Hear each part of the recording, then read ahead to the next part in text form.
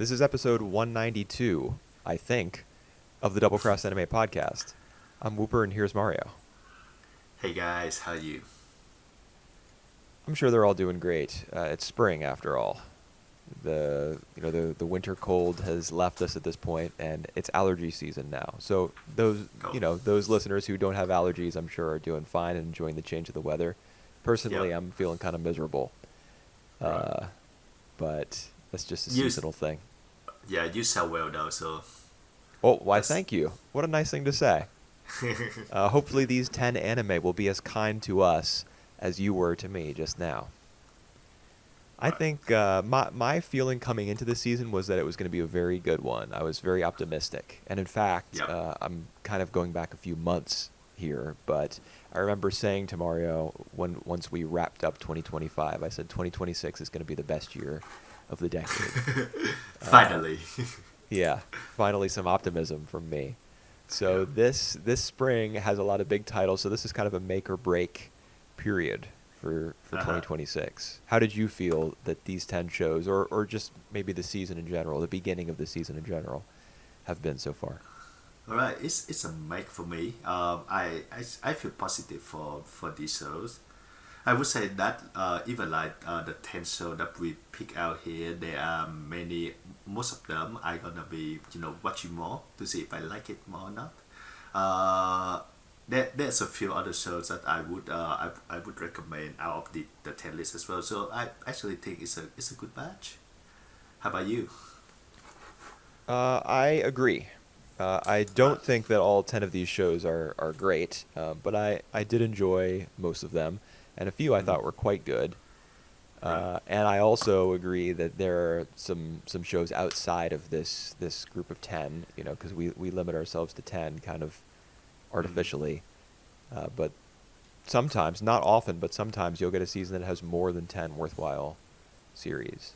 And I would say that's the case here. Do you have any like recommendations or picks for shows that we're not about to discuss, but that you plan on Yeah. continuing with? That's one of the show that I mentioned you just earlier. It's a marriage toxins where I Hmm. feel that it's a really fun watch on the first episodes.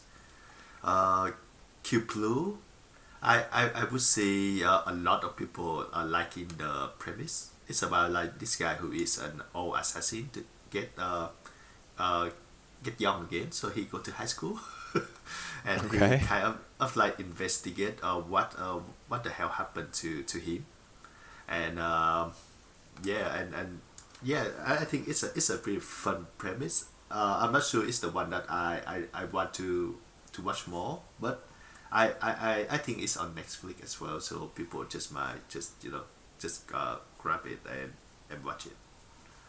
Okay. Don't quote me on that though. Don't quote me on that being on Netflix. I'm not 100% sure on that.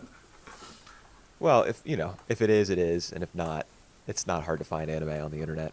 Um, Mhm. you know, have you seen Needy Girl Overdose? I heard about that. I have not seen that. Okay. I don't think that I would recommend it. If you like strange anime, anime that kind of Hmm. pushes the envelope in terms of presentation and is really tough to follow, Yeah, uh, then I suppose I might recommend that show.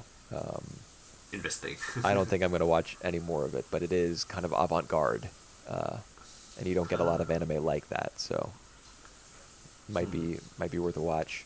I haven't seen Mao, the Yeah, Rumiko Takahashi adaptation. I liked what I yeah. saw from the PV, but Hmm. of course, I haven't seen the first episode, so I can't give it like a yay or nay, thumbs up, thumbs down.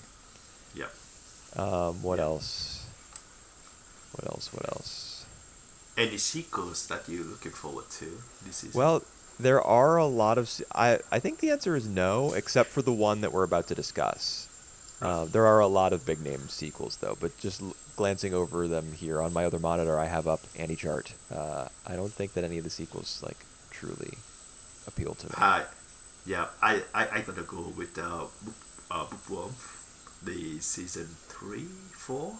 I think it's four, Yeah. or maybe it's three. It says anime adaptation of part three, but I thought there had already been three seasons. I'm probably wrong. I'm not sure where I dropped off the last time, so I need to double check on that before we get into the season. I think I'm current. It's been a while, man. Well, We, this new season is by Wit Studio. yeah, yeah. It changed Uh, production houses, so that's interesting. there was some controversy in regarding to its OP or ED, one of those. That Yeah, they, use of AI, right? yeah. So Yeah, I'm curious. hey, no, I guess no publicity is bad publicity, or Oh, how does there's no such that's thing as bad publicity. That's how the saying goes. Yeah, big controversy, and it makes you curious. You want to see what that's all about. yeah. All right. The AI, like, I don't know. I want to like resist it, but I have to imagine that I've already seen at least like one episode of a show somewhere that used it, and I thought it looked good without even knowing it. Uh, so if I complain about it too much, I would probably accidentally be contradicting myself. All right. How about the tensors that we picked out? Yeah, Go let's with get the to those. tensors. We're gonna go in alphabetical order as usual, and Yeah. on my notes here, I have a mix of like Japanese titles and English titles. So I Yeah. don't know if I We can. have the official alphabetical order. I'll leave that to you. No, that's so good. We can go with that. The first one gonna be Akane-banashi. Okay, that is the one that I listed first.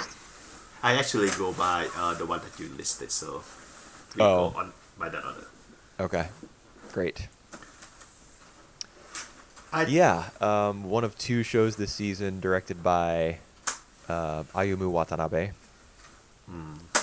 The other being perhaps the show that we'll discuss last or second to last.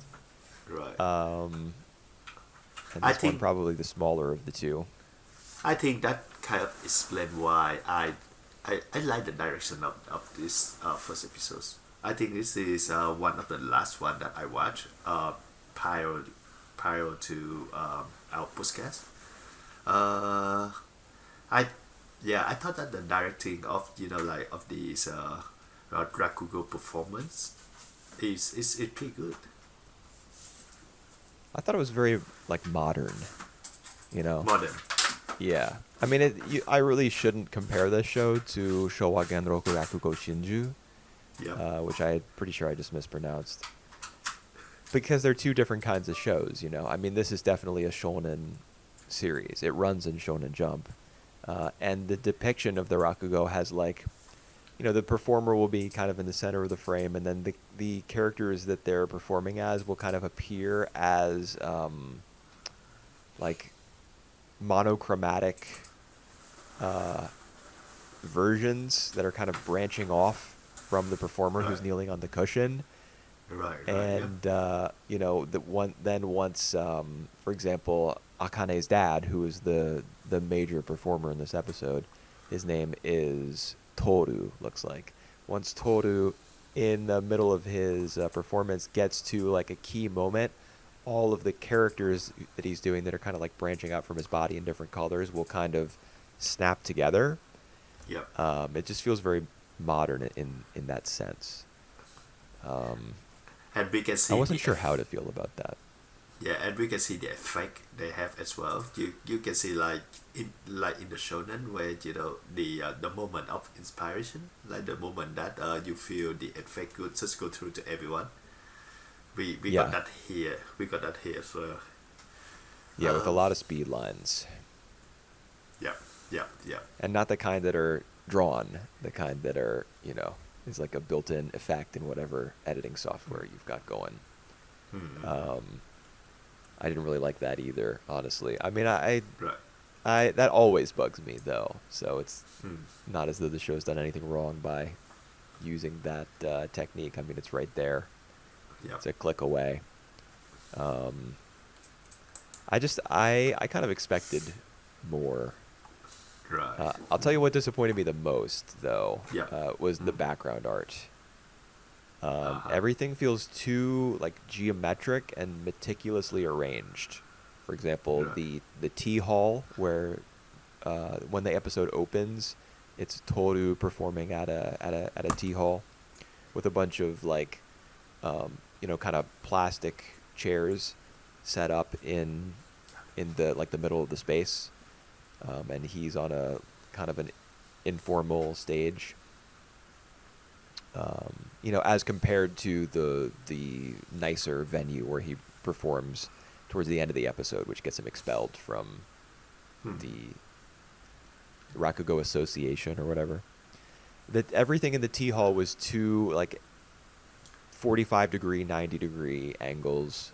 The storage room where Akane is having the conference with the teacher and the classmate who she like threatened, and the classmate's mother. Right. Yeah. I just everything feels very it feels too orderly to me. No. Yeah. It feels no personality at all, right? I suppose. I mean, the amount of like background detail is not bad, but it feels kind of sterile. It feels as though it's been set up by people before the camera started rolling.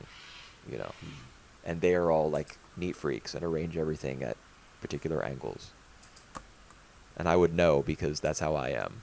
Like I am always arranging stuff on my desk so it's at a perfect angle compared to everything else. I don't know if a lot of people would pick up on that or care about that, but I often find myself looking at background art when watching anime. Yeah. How about the story itself? So it's about the story of a Rakugo. So obviously the voice performance gonna be very important. Yeah. As a person who are not Japanese native speakers, how do the performance do to you?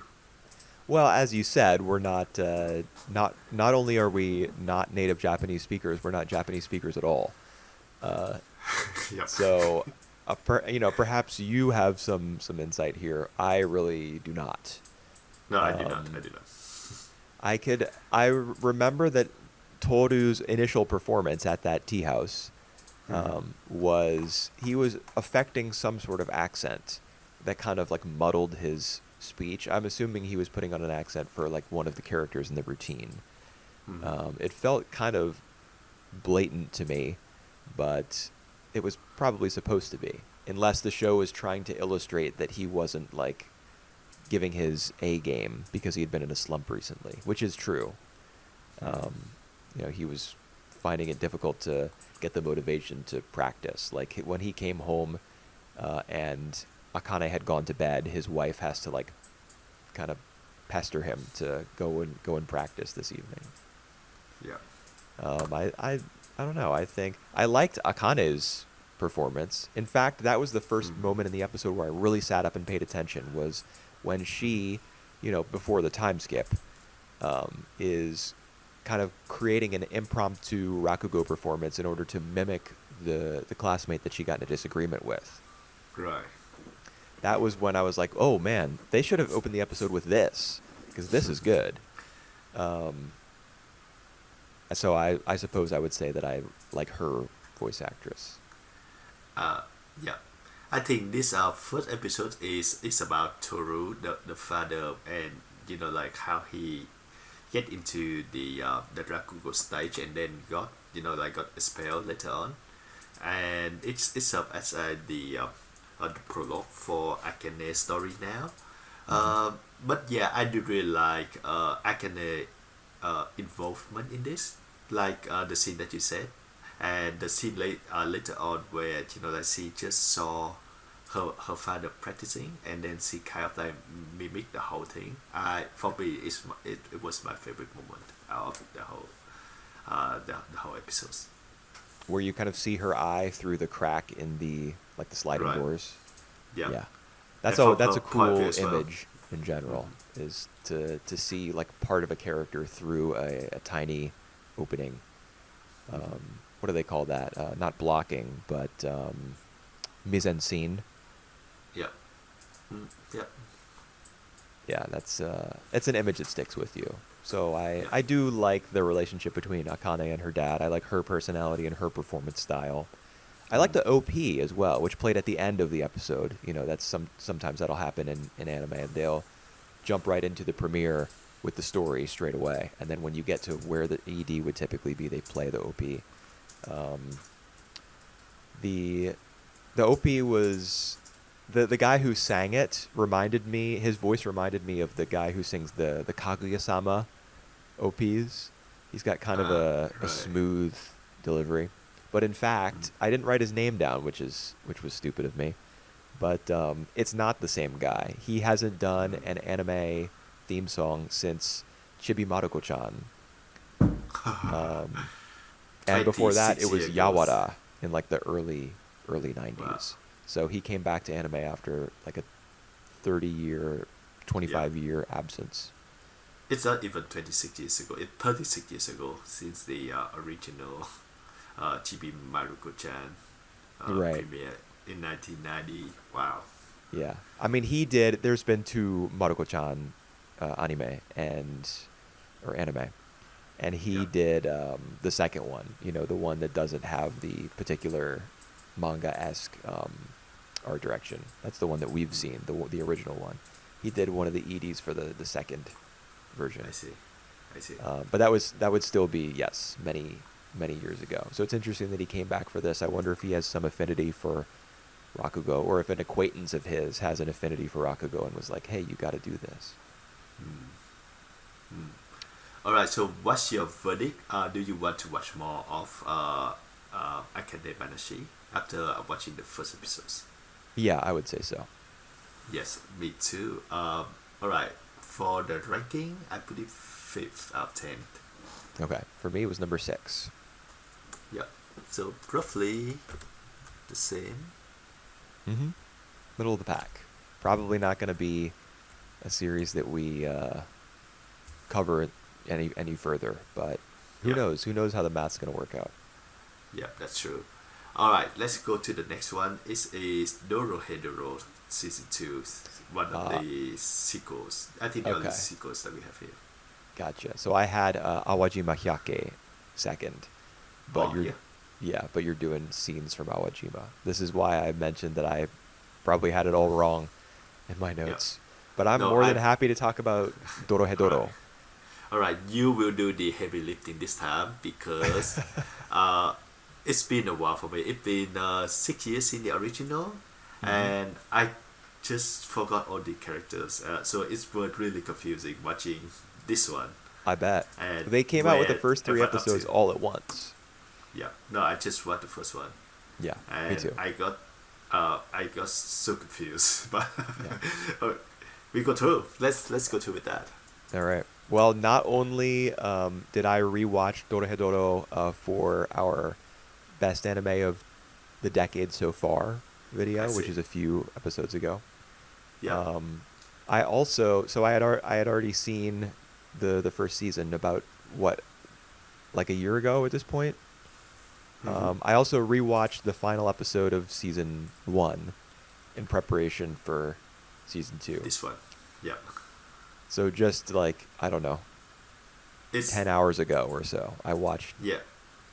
Dorohedoro season 1 episode 12, and I Right. got all the details about that. So when we last left our heroes, here's what happened before the premiere of season 2. There's a flashback to Aikawa and Risu. So Risu, we know. He is the blonde guy with the black spikes coming out of his head Mm-hmm. and the cross-eye tattoos, who Right. Yep. resembles the person inside Kaiman's mouth. So Right. we're following him because he's looking for the person who killed him. We see a flashback to his relationship with Aikawa. They were students together at a magic school.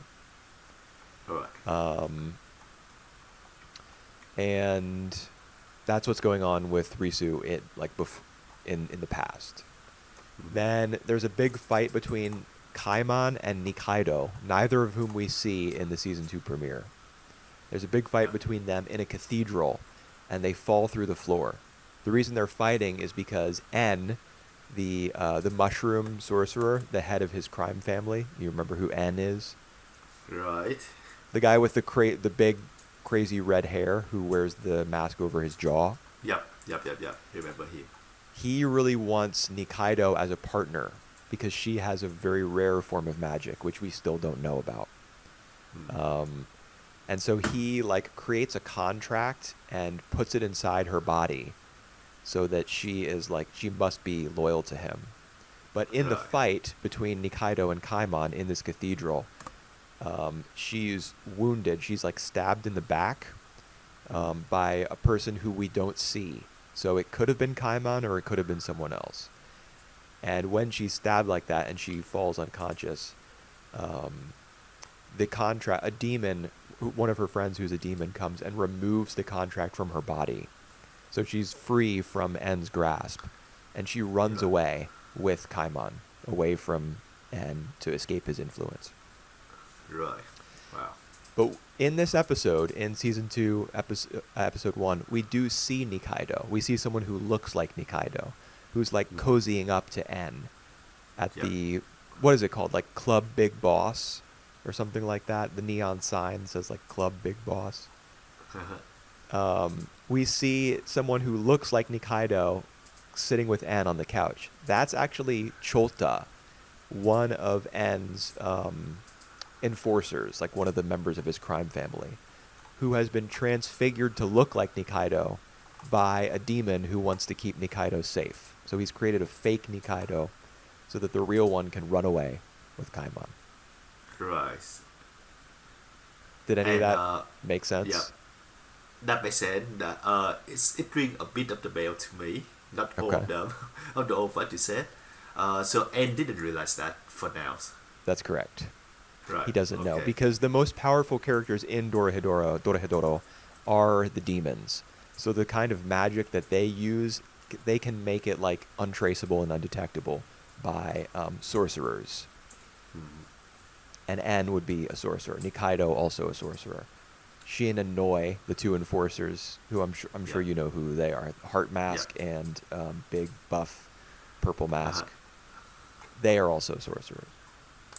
So now we get to season 2, episode 1. We don't see the Kaimon or the real Nikaido at all, so we don't know where they are. In Right. fact, it like shifts to focus on completely new characters compared to what happened in the previous episode in season 1. Right. Here's a question that I have for you because it's something that I actually was not sure about. Do you remember the house in the middle of the forest at the beginning of the episode, where Right. someone with a cross-eyed tattoo is writing a letter, and then turns it into a paper airplane and then throws it?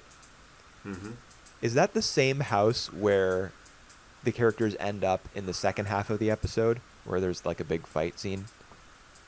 Alright, I couldn't tell you though. No, I would say it's the same house, but I'm also not sure on this. Okay. I think it's the same house because the person, the cross-eye who is writing the letter into the paper airplane at the start of this episode is also present. He's one of the cross-eyes who fights the members of the main cast, or the supporting cast, I guess, towards the end. But I don't know, like, Dorohedoro is always playing tricks on the audience with characters who resemble one another, characters who come back to life, characters who have magic powers that transfigure them to look like one another, etc. So I didn't know if the house was the same. I'm going off the assumption that it is.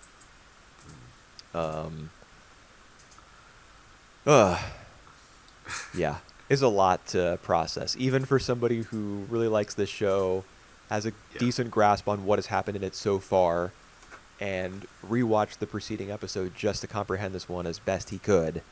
I still have, questions about it, but I enjoyed the visuals. For example, there was I really liked that opening scene with the letter being written into the paper airplane because of the way that the airplane gets thrown through the air, and they like to use a CG background to kind of scroll past as the airplane's flying in the foreground, and then it comes up against like the moon hanging really low in the sky and taking up most of the frame. You got the paper airplane right in front of it, kind of obscuring the moon, and then there's a nice match cut to Risu's eye, where he's standing on top of that water tower. That was a really cool transition into the main episode after the cold open.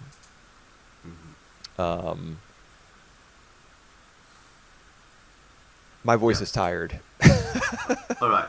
Just as for me, I really enjoyed the visual. I enjoyed, like it offers something, like visual wise, it's got something very unique. It's look great. It doesn't really end down on the violence. Great to see it.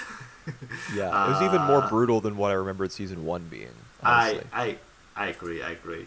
And the character design, they are also very unique and distinctive. So you can tell one person apart from another, except for like when they try to like to have a double gangers. Everyone come back to life. Got everything confusing. But yeah. So I really enjoy the visual style. Most of the time, 90% of the time, I got confused out of it just for Yeah. the first episode. So I think it's on me. I think my assessment would be have to watch some of the first episode, first season again in order to like properly approach this one again. Probably so. Yeah. You definitely do not want to go to the Dorohedoro wiki to find out, No, like, to remember who yeah, people are, because that there could be I have done spoilers, that, right? and it is full of spoilers. And because of the nature of the story, with people like impersonating one another, and Yeah, like people with split personalities who you learn about later, who we haven't seen in the anime yet. I see. Um, the answer to the question of who is in Kaimon's mouth, I already know, Oh, and right. it is. I couldn't explain it to you if I wanted to, because it's way more complicated than it just being one individual person, and I that's see. all I'll say about it. But yeah, long story short, don't check the wiki. If you want to catch up, just I don't know. You can watch episode 12 of the first season, I guess. Or there's probably a YouTube video. You know how people make YouTube videos. Catch To up with condense the whole thing. Dorohedoro. Yeah, like here's what you need to know before season 2 begins. Those sorts of things. I usually hate those, but sometimes they can be helpful. So maybe one of those exists. Yeah, yeah. Um, I will say, as for some of the characters who we meet for the first time in this episode, the main group is the Cross Eyes. Yeah. I thought it was kind of cool that for a group that has been built up as the main rival to En's crime family in the sorcerer's realm, to see them live such like a I don't know, like a life of poverty, and have to Yeah. chase after the newspaper man in order to exchange their leftover newspapers for toilet paper. Uh, and to see them doing like such menial work and saving on electricity by not turning on the lights until nightfall, I Yeah. just enjoyed the subversion of our expectations, because Yeah. you would figure that the Cross Eyes are going to be extremely influential, but it doesn't seem as though they are. Perhaps it's just misdirection, though. I don't Yeah. know. It's the quirkiness, but I also have a suspicion that like they don't want to turn on the light. They only turn on the light at night, just because maybe the house will look different from outside. Uh, that's what my suspicion are. Why they are so stingy with turning on the light, but we never know. When you say it'll look different from outside, are you just talking about like it'll look different in an ordinary sense, like it'll just No, be no. lit and So attract attention, or do you think that turning on the light will somehow, like, there's some sort of magic involved? I think there's some sort of magic involved. So Hmm. Okay. Could be. yeah. I think that's a good prediction. Because it is not the sort of house that you would expect them to live in. So perhaps what we saw when they came in the middle of the day, is actually some sort of illusion. Yeah. Well, we have the new episode to find out about that. So Yeah, in fact, 5 episodes of season 2 are already out. Amazing.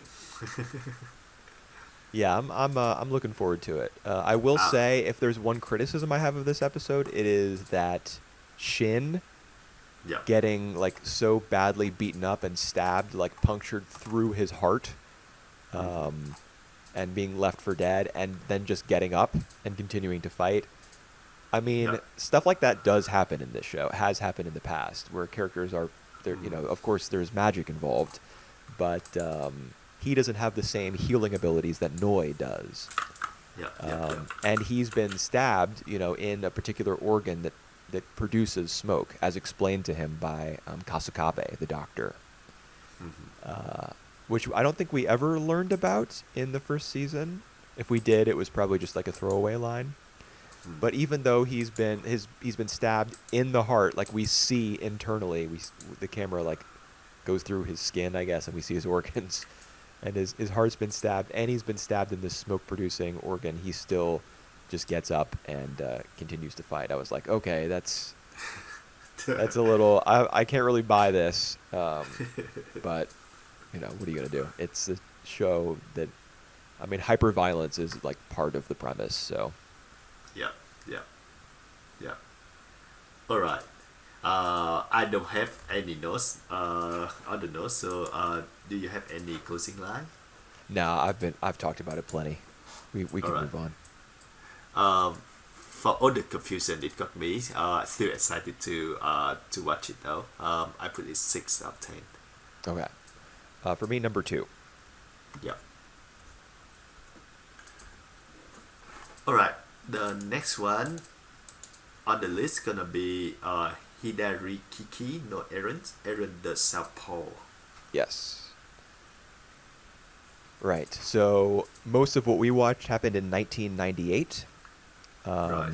Once we eventually do the time skip, like actually properly do the time skip, we'll land in 2010. But for now, we're in the previous millennium, with what is Koichi. That's how I have his name written in my notes. Yeah. Koichi. Okay. Yeah, he's still in high school Right. in '98, and Mm-hmm. so how do you feel about the show or his character, or what were you thinking as you watched? All right. I don't like these characters. uh, Okay. just in a sense that I think it's supposed to be a flashback, so it's supposed to be like looking back. Because this one is all about Koichi point of view to Eren, and also about what sparked his motivation of like doing the act. But like the way he talked to that the other girl, Sayuri of Hmm. Kanto. Oh my god, it's just full of pretensiveness, and even Eren, her short of outburst is for me just come out of nowhere. Like she just suddenly grabbed him and just saying that your act is what you doing. Your act is not good. You're a joke. She doesn't just And grab him; she like runs through the hallway at full speed and lunges toward him and slaps him. yeah, yeah. That's how he falls I down, and we get the scene where she's like sitting on his torso. Yeah, and yeah, it's just a massive drama for me, just for the sake, and even like after that, they just scream at each other. Yeah. Uh, I just Yeah, they were like yelling at the top of their lungs at each other, even though their faces were probably just like a couple feet apart. yeah, yeah. But I mean, she So was sitting on his stomach, so uh, yeah, maybe that would cause you to be like short of breath, and you might uh, yell. I don't know. yeah. The arc itself look pretty cool. But that's again, I'm not really. I'm not the guys who really into like graffiti or uh, graphic design. Hmm. I prefer the act that they got in the Blue period. I think that's the name, rather Yeah. than this type act. So that also yeah, gotten to me a little bit. How about you? Um, I I thought it was okay. Mm-hmm. I thought it was okay. It's true that he is kind of pretentious. The show kind of hangs a lampshade on that a little bit. When he is talking, when Koichi is talking to Sayuri Yeah. in, maybe it's in the club room, the art club room, Mm-hmm, or mm-hmm. a classroom at any rate. And this is after they have seen the graffiti that was tagged on the side of the art museum. Right. And, their teacher has kind of pulled the members of the art club to the side and been like, hey, it's not as though I suspect you guys, but we're talking to all the artists in the area because we want to know who did this. Yeah. He expresses like excitement. He's like, "Oh, the pressure's on now," Uh-huh. in a very like theatrical and kind of what is that term that anime uses? Eighth grader syndrome, chunibyo. Is Yep, that yep, or yep, yep, chu? yep, yep. However you pronounce that word. He kind of Chimney had. view, yep. Do you Yep. know how to say it? No, I know the word that you're looking for though. Is But it yeah, go on. chunibyo? I might have the syllables confused. Um, Chunibyo. Yep. okay. Yeah, that's kind of how he acts, because in his mind, like a real rival has finally emerged. He thinks he's Yeah. the best artist in the school, and now finally he has some competition. Yep.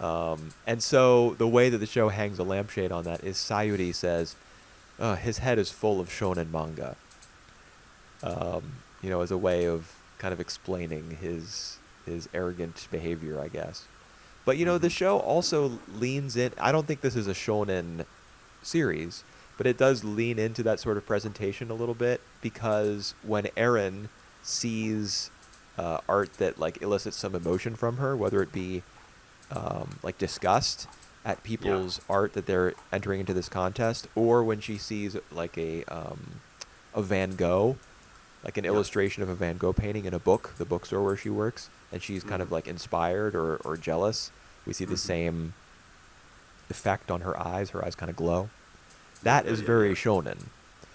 Mm-hmm. Um, so, the series is both acknowledging the immaturity of its main character and also kind of playing into that slightly immature presentation, I guess. Mm-hmm. Yeah. It's kind of an odd mix. Yeah. Um, and the whole thing with Sayuri's character where she thinks that she's like so mediocre and she can do everything perfectly without trying, but that doesn't mean that Yeah. she's gifted in any particular area. And she Yeah. wants a stable life, like she wants to marry somebody who has kind of modest aspirations, like Eren, as Mm-hmm. opposed to the baseball team, like the baseball player who confesses to her and she turns down. I don't know if you remember that part of their discussion in the episode. No, I'm not really. I don't really remember that one. I just remember like there's one other show that gamers that we watch. That there was a confession and she turned it down. Which show is this? Gamers. Oh, Gamers. Yes, I see. Yeah. Right. Yeah, but go. Yeah. Um, yeah, I don't know. I want to like this show, but I would say I'm kind that of on I the fence about it, I guess. yeah, I would say that I'm still curious enough to see another episode to see how they are in the present, because we see in the book and like in the opening scene, he was an adult, and I think he was in a tight spot because like someone just grabbed him down and then he have like all the flashback of this one. So I yeah, I actually want to see how they are in the present, just to see how appropriate the all of these flashbacks is to their, and then how it like signify their current self. Okay. Yeah, like the link between the Yeah, past and yeah. present. Mm. The scene at the beginning where he's getting roughed up by the dude with the huge muscles, Mm-hmm. that Yep. may that may not have been real. Like that may have been a metaphor for the way that Eren in the past uh, attacked him, and like Right. the fact that he was attacked by some big burly guy in this flash forward or whatever, Mm-hmm. may be sort of a representation of Eren's strength. So that's kind of how he remembers that moment, was like he was attacked by somebody who was so strong, like so talented or whatever. Interesting. I don't know if that was the intention, but I mean, Yeah. we certainly spend a lot of the episode with him like feeling inferior to her and Yeah. being inspired by her, but also recognizing that he doesn't have that same ability within him. Right. Uh, yeah. So kind of curious. I don't really like the characters, like I said, but Eren, she actually very bold. Like she's the one who like kind of like make or break for this season, for the series. If you like her as a character, I think you uh you will like the show. Well, I it just remains to be seen who the protagonist will be, I think, when we get I into the agree. Yeah. present. Right now, it's kind of looking like it would be Koichi, but we know from like the poster of the show and the OP as well that it's not Even just the going to be the two title. of them either. Yeah, Yeah, that's that's true. true. Aaron's name is in the title. Yeah. Yeah, but it won't just be the two of them. You know, there'll be other people in other like creative industries, I think. Kind of an ensemble is the where I'm anticipating it'll go. We'll see how successful it is. Yeah.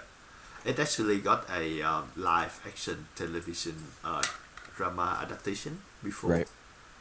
Right. Uh, So did Drops of God. yeah, yes, that's correct. That's interesting. Anyways, yeah, I would say that it could work uh, with the live action, Yeah. even the drama of God as well. Okay. Yeah. Uh, I do enjoy seeing like straightforward dramas in anime. You know, Agree.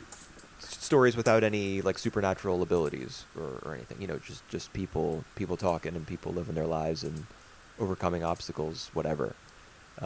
I think that is valuable to have in anime, even though live action might like quote unquote make more sense.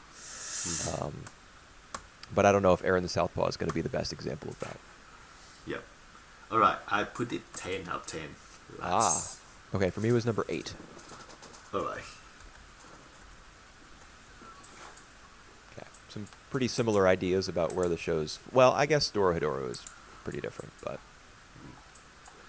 All right. no Let's. crazy differences so far. Yeah. Let's talk about the next show. Gonna be an interesting one. Whether or not you consider this a sequel is up to your definition of sequels, I guess. It JoJo Bizarre Adventure Steelboat Run. Right. I mean, the very first thing that you see on screen when you boot up this episode is like JoJo's Bizarre Adventure Part 6. Yeah. Or I'm sorry, I believe it's Part 7 actually. Yeah, let me think. Well, I can't actually name all the parts. I was about to try, but I can't. I think this is Part 7. But that's the Alright. first thing you see. So it's a sequel in that sense, but Steel Ball Run is like it begins its own continuity. Yeah. It's in an alternate Yeah. universe completely from the other JoJo parts. So even though it has a lot of similar concepts, yeah, like you said, you can consider it a sequel or not. I am kind of into it because it's not really a sequel in my mind. You know, it's telling its own story. It's set in America, which is pretty Yeah. bizarre. Yep. And they're going to cross the whole country, so they might get to New York at the midway point. Yep. Yep. Yep. Oh god. That just. Yep. Yep. New York's actually the ending, Yep. the ending point. So it's San Diego to New York, and we've already met a bunch of racers. It's a double length premiere. It's the concept of it is just very interesting. What'd you think about the episode as a whole? I I say that 40 minutes is too short to watch this. It is so fun to watch the whole things. I don't even it actually pack 7 for one thing. Okay. And I don't even understand why it's on Netflix for the only the first episode and now it's nothing on. Like I don't know. how long we gonna wait for the next one to come? I think at this point there was a long period of radio silence where we didn't know. I think at this point it has been confirmed to be like October or something. Maybe they haven't Wow. said a particular month, but they have said fall. Um, of course, there could be a delay. You know, Yeah. the production may not be in the best shape if Yeah. we get one episode and then a huge break, Yeah. or It's already maybe it is. I don't know. maybe it's just advertising. It's already like ranked number two for my in my anime list of like anime of all time. So Yeah, just keep it there. I don't I don't care. Yeah.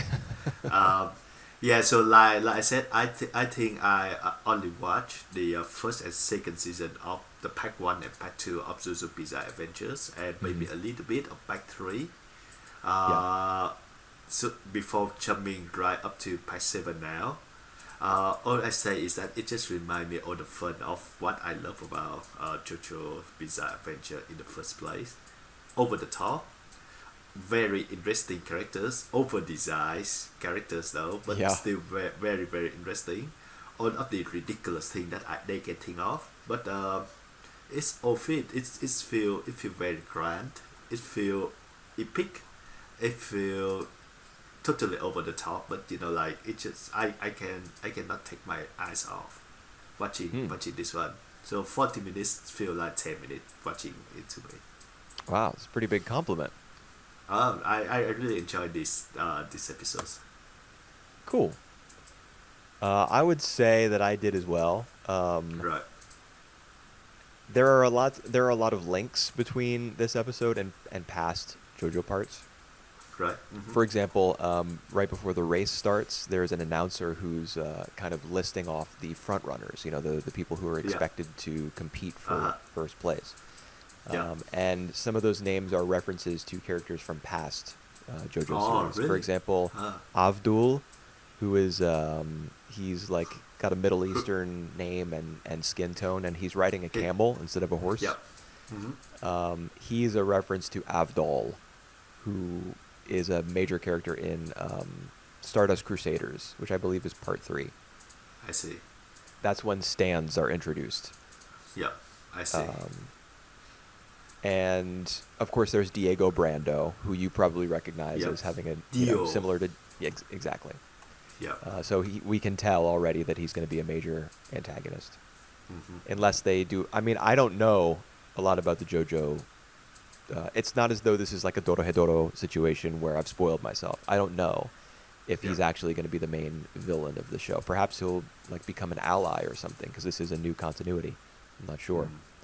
But the character link that I'm most excited about is Gyro Zeppeli, because the Zeppeli family in in part 2, and I guess part 1 as well, but especially in part 2 of JoJo's Bizarre Adventure, they're the people from whom Joseph Joestar learns Hamon, or the ripple.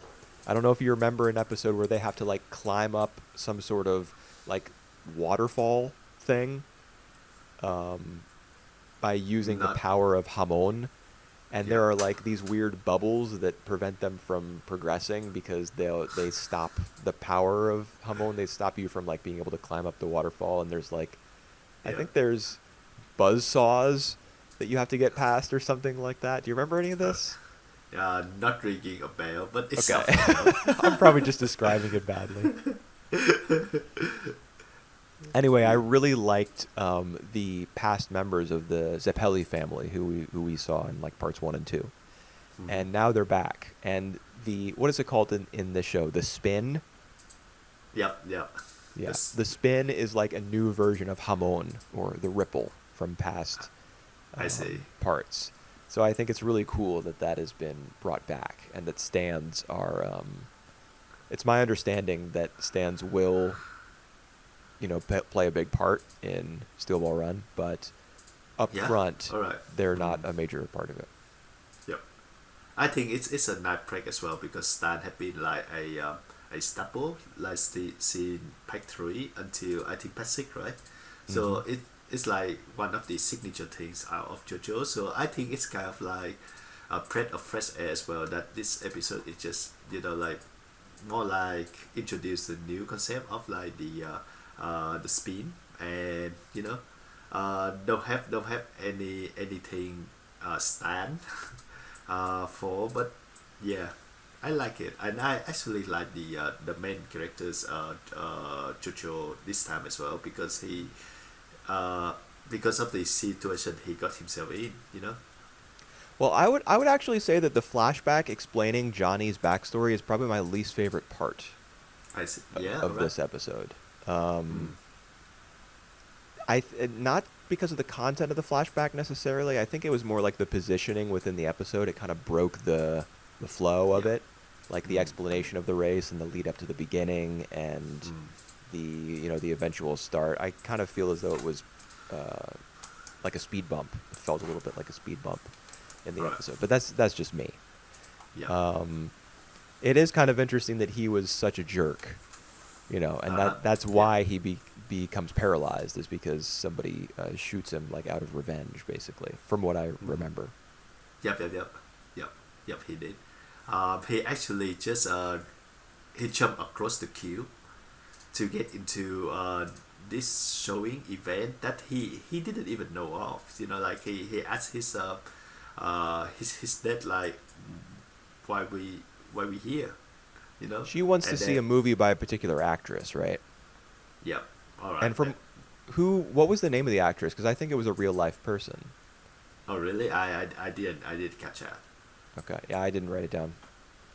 But yeah, But yeah.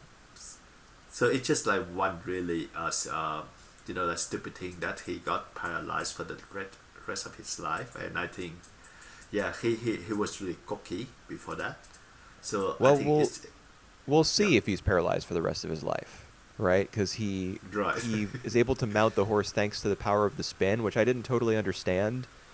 Uh-huh. Um, Well, but I think it's good that there are things about the spin and about the race and many of the characters that we don't yet know. mhm. Because this race is probably going to take a long time. There are multiple checkpoints, and we only saw the tiny first leg of it in these first two Yep. episodes. So they're not going to dump all the information on us at once. I think that's a good sign. Yeah. We'll learn what the spin is, I'm sure. Yeah. What And then exactly how exactly it it, works. exactly, and it's not even the three of them that we just mentioned. There are also other characters that like that almost make um, the first lap as well. So we got like Pokoloko, Hmm. who's relies on his luck. He actually like kind of uh, pretty cool, because he started late, and then he Yeah. he cut he easily win the whole thing. And then we got like the same man who only runs instead of like using the horse. I don't think that's eligible, but whatever. Well, there Uh, was there was a like a German person who wanted to drive a car, right? And that was eligible. yeah.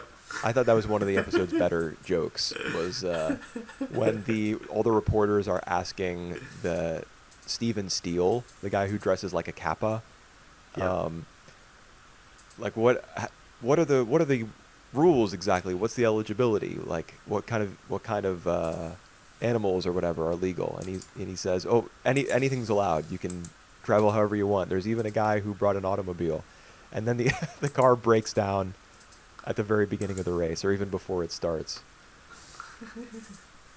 Yeah. Yeah. So it's just a really fun race, and I'm glad that they show the whole first, like the whole first race together. It just it's so it's stimulating. Oh, I I I like it. Yeah, I enjoyed it as well. Kind of a bummer that we have to wait so long for more, but Mm-hmm. you know, it Yep. certainly kind of carves out a space in your memory with how Mm. wild everything is. Yep. Yep. Yep. All right. Any other notes though, or we just jump up to our ranking? Yeah, we can rank it. I ranked it All right. fifth. I rank it 2. Interesting. Would not have expected that. Yeah. All right. The next one on the list is Oh, the one that we mentioned earlier. Kami no Shizuku, the drops of God. Okay. Yep. I This think is. for yeah, Go ahead. you go. No, I, I you should start. Trust me. yeah. I just go for the introduction. I think for people who love Y in general and who love like a really you know good description of Y, you would really enjoy these episodes. Uh, I think there's a clear love for Y, but for some reason we only see red Y at the moment, and yeah, the whole thing about the 12 apostle of Y and then the legendary drops of God. So yeah, there's a lot going on in these episodes.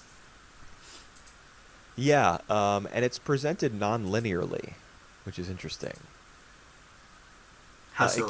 keeps going back and forth between like him discovering that I it's hard for me to describe exactly because the jumps in Right. time are not significant, Mm-hmm. but it will move out of scenes and into like a future scene, Mm. kind of abruptly, in a way that I think is supposed to indicate that some jump in time has occurred. Obviously, all the events of the episode take place within pretty close proximity to one another.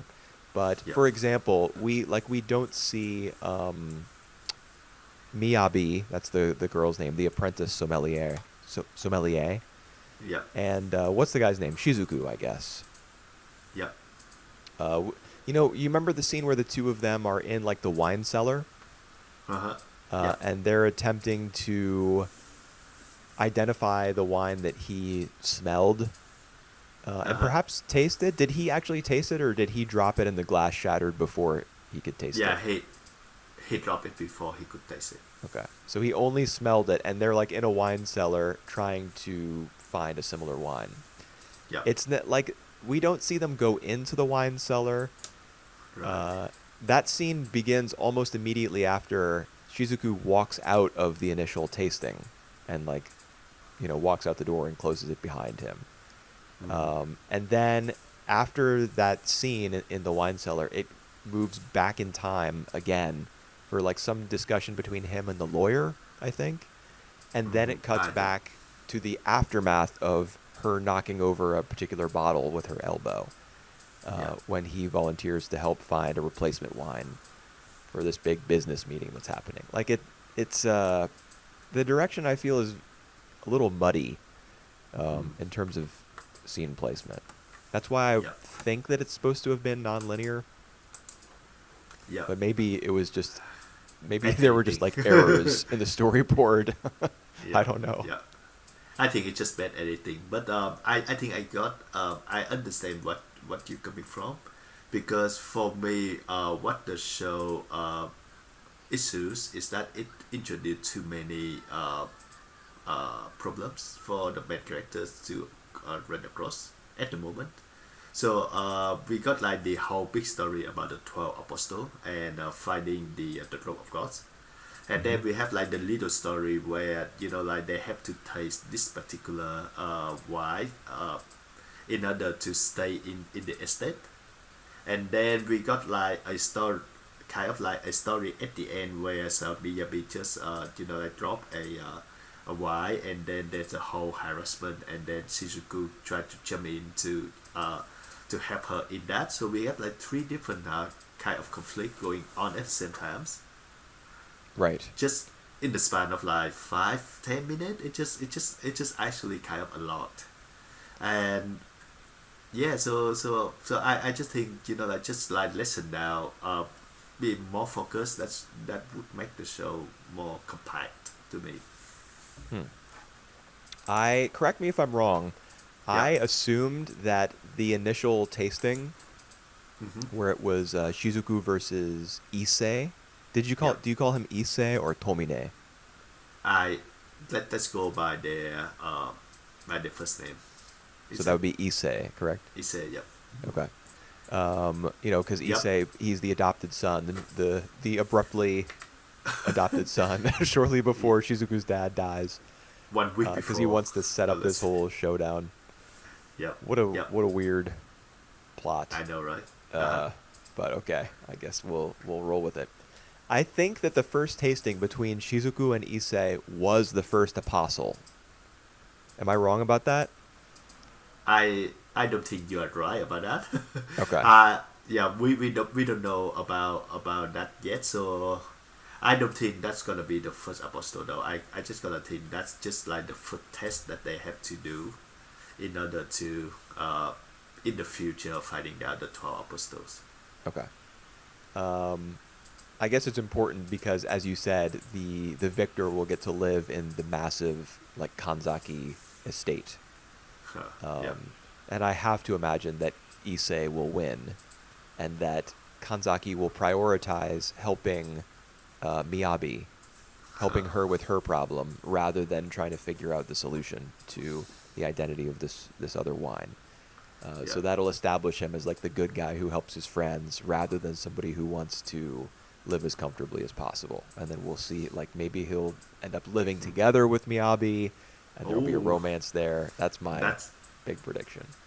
that's a good move. You actually kind of give up the mansion just to help out the girls and maybe live with her in the future. So that's a good move for him. Yeah. He doesn't really care about why either. Like he doesn't drink wine. So Yeah, he cares more about women than wine, because he tells Miyabi like, "Oh, please, I don't need a reward for decanting your wine and helping you out with that, bothersome customer. How about yeah, instead we just go on a group date?" And he gives her his business card. yeah. Um, Oh boy. so, but speaking of that scene, Yeah, and using it as a springboard to talk about my main issue with the show, just yeah. the visuals, man. I Uh, remember in that scene in particular where he asks her, just go on a, how about instead, don't give me a bottle of fancy wine, go on a group date with me. Her reaction is, the reaction that we hear is like, eh? She's taken aback.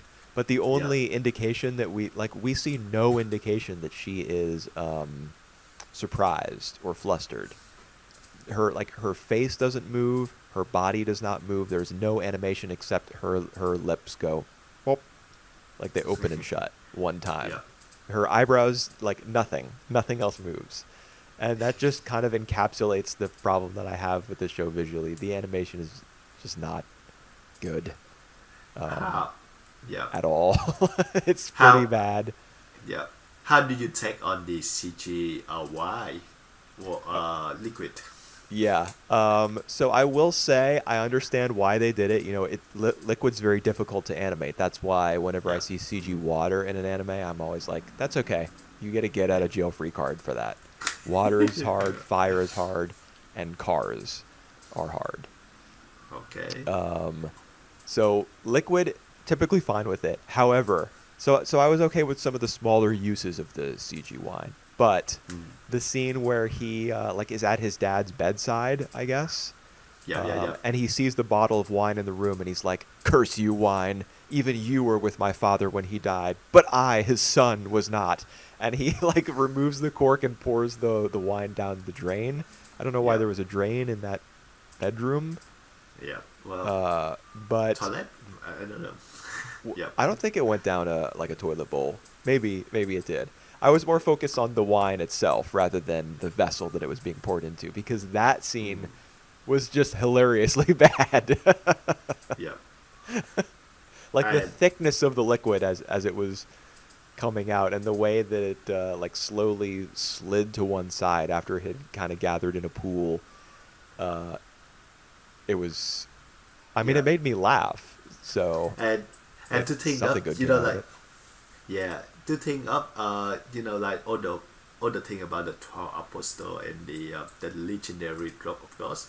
Don't you think that the last wine that he have is supposed to be one of them? But no, Oh, according that to would be interesting if they went yeah, back to that as a plot point. yeah, Like he and then wasted it. Shizuku just like "Ugh, you go, yep, yeah, Yeah, it was. That was very. There were a lot of moments, like awkward moments, due to the visual presentation. just not being up to snuff. And even to the point that you make earlier about like the editing, the jumping. So we got that scene where like it was supposed to be the first time that Shizuku meet Miyabi, and then I jump into maybe next scene they are actually like talking to each other. They become pal now, and like she trying to help him out with the wine smell and all that. It just like we don't really see anything in between. Right. I think maybe the intention there was that she was charmed by him, and so he like comes back and asks for help, and she's like willing to help him immediately because she, thinks he's like cute or, All right. she likes his personality or whatever. Yeah. That's my guess. I could be off the mark on that, I suppose. I just don't, I don't feel like I know the characters particularly well. One thing that I guess I can compliment the show about is I understand immediately who everybody is like supposed to be. Uh-huh. Like Yeah. not Issei is like the arrogant guy who's in bed with one of the what is she exactly? Like a wine collector, I guess. Right. Yeah. So Yeah. he's somebody who will like form alliances with people by whatever means necessary in order to enrich himself or to gain status. And he also finds himself in relationships with similar people. And then Shizuku is somebody who just wants to continue living his modest life as somebody in sales at the beer company that he works for, but he's being thrust into the spotlight that he doesn't want. But is now pursuing, probably out of resentment for his father that he would adopt someone a week before his death. I get a good sense of who the characters are from this episode, which I think I can count as a positive. All right. I think what my verdict is, I want to try the live action series rather than this one because I think they would capture it more faithfully than Hopefully. than the super animation. Obviously they won't have like the animation issues that this show have. Yeah, well, And the live, let's hope. yeah, the live action is actually in French, so that's Yes, there are interesting. actually two adaptations of Drops Oh of wow. God. One is like a J drama, and one is Ah, like a French Japanese co-production. That's the one that's more recent, maybe 2023. I want to say. wow, right. 2023. Yep, Okay. and it's up Um, for 2 seasons. yeah, Interesting. Yep. yeah. I would probably go for the French Japanese one, but if you want some of that old J drama jankiness, maybe maybe you do the original. I don't know. Yep. So I put it 9 out of 10. Okay, but you can probably guess where I put it. Last. Last. Yeah. Yep. I will. Here's what I will say. This Yep. is the least offensive like last place Number for 10. me in a while. At Yep. least if memory serves. Usually the show that I put at 10th is like why would I would never have watched this in my life, Right. if it wasn't part of our thingy here. But Drops of God. I mean, there were some parts of it that were a little. That there were some bits that were bad, so bad they were funny, and there were some parts where I was like, this is kind of difficult to follow. I'm not sure this is assembled the best way that it possibly could be, but the story is interesting. I So agree. it I agree. at least it has that. Some Yeah. anime just have nothing going for them. Drops of God has the narrative at least.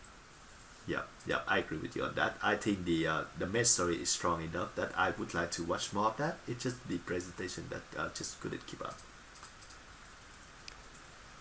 All right, Um, what's next? I just remember like the show that you put last season was because that I put that show on the last minute. Champion Witch. Yeah, Champignon no Majo. That's right.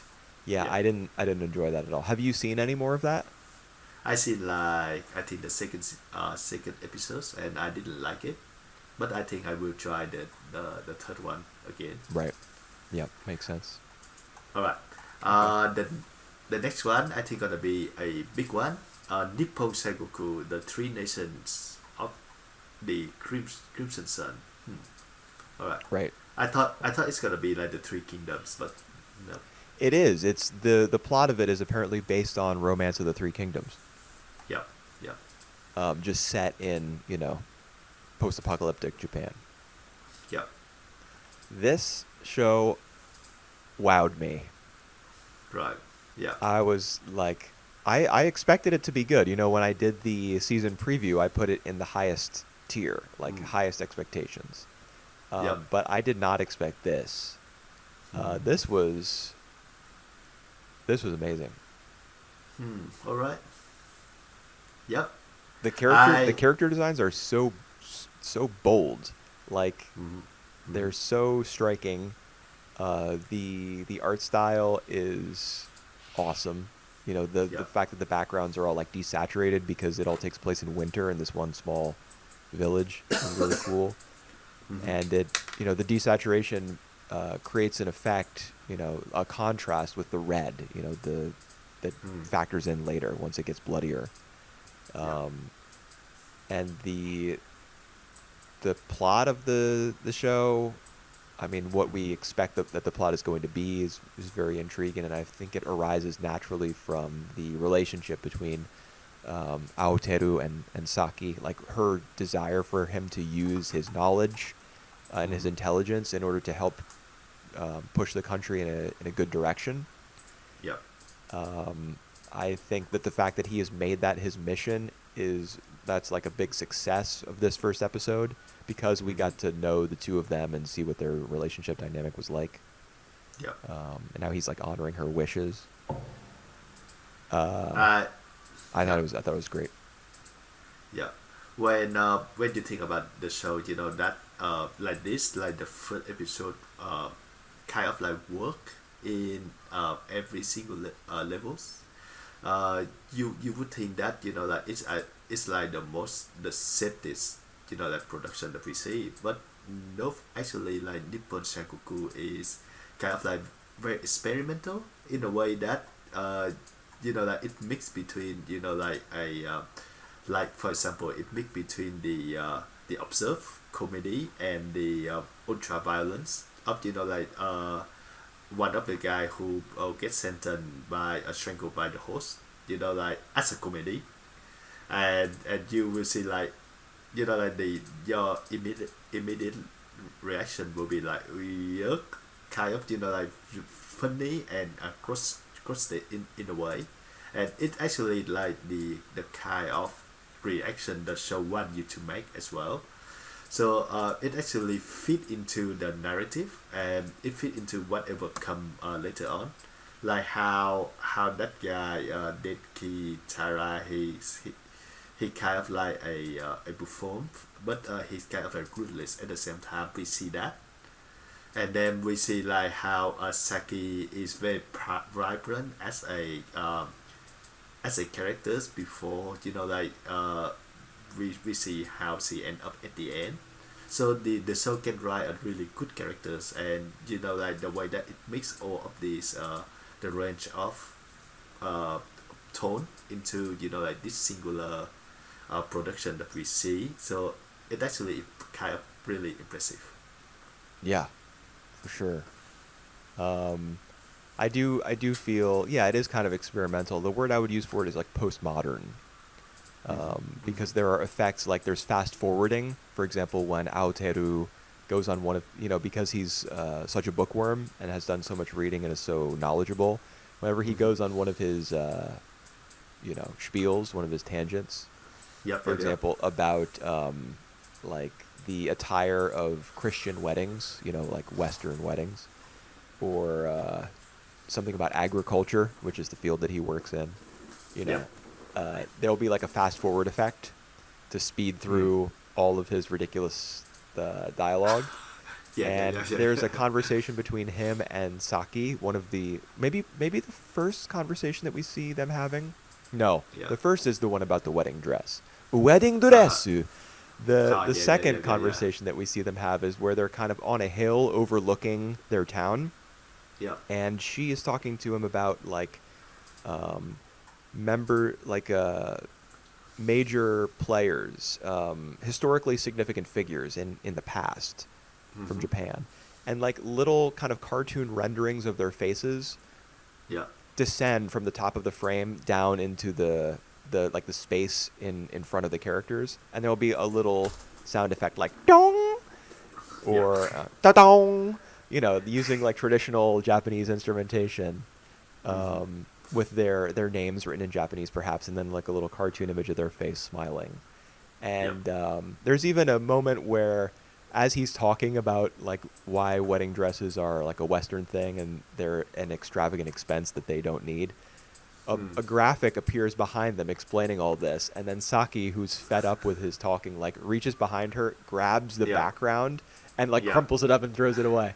It's just so Yeah. fun to Yeah. see all Yeah. the different like ways that the show plays with its own form, you know. Yeah.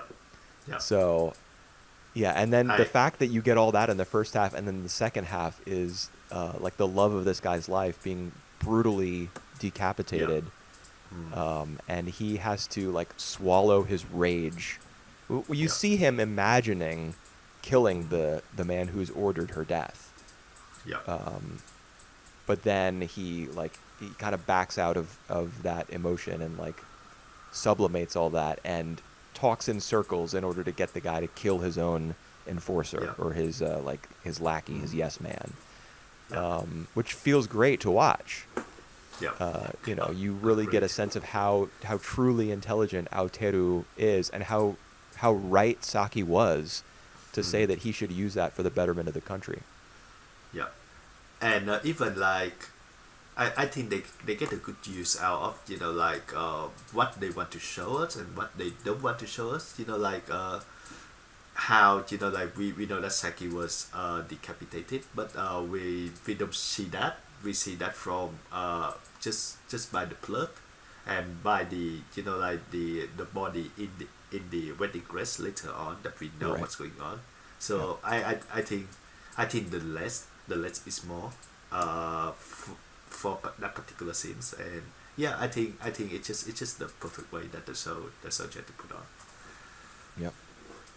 My question is actually, in the future, we're gonna follow this guy, or we're gonna go through like the three kingdoms at the are at the moment and learn about each individual one of the situation before like getting them into the massive like three-way fight.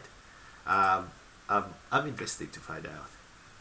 My guess is that since this first episode was so narrowly focused on the Aoteru Saki relationship, Mhm. that it's going to carry that forward by him being the central Right. character. But Mm. it is a Romance of the Three Kingdoms kind of retelling, reimagining. Mm. So we will probably, in that story, the generals in each of the three kingdoms are major characters. So that'll Mm. probably happen here as well. Yeah. I It'll be I yeah, it's think intriguing for sure. I yeah. want to know what the show's going to do. Yeah, I think my enjoyment out of the Legend of Galactic Hero is because it had like a two narrative. Like one of the story tell about their current situation, uh, and then leading up to their like their fight against each other. So I would love to see that happening here. But Mm. uh, if it's just going to focus solely on Arturo, I'll be down as well. He's a pretty vibrant characters out of the first episode that we watched. Yeah, um, I agree. I Yeah. mean, I'm after this episode, I'm good for whatever. Like, just give me more. Mm. That's how I Yeah. feel. Yeah. Yeah. Uh, e- yeah. Uh, a pretty bold show, and I think it paid off at the end. I don't think many won't have the stomach for to endure that though. It also very very harsh, very tough to watch. I suppose I didn't really feel that way. I mean, it is very violent, Yeah. but that did not bother me. It's not as though I have an endless tolerance for violence, though. So we'll see if the show ever like pushes me to the limit. Yeah. Yeah. All right. I reckon that you put it first, right? Oh, absolutely. I put it third out of 10. Oh, that's I'm actually kind of surprised to hear that. So I what like it well did you enough. put? I can think of two shows that you might have put first All right. that remain. Let's go. Let's continue and you will find out. Okay. Alright, the next one gonna be a romanzo, Kuri no Choheki on the Ramparts of Ice, which Right. I actually thought was a rampage of ice the whole time. The Rampage? Yeah, the rampage. I think it's more of an art title, you know. I think a rampart is meant to be like a dividing wall. Yeah, yeah.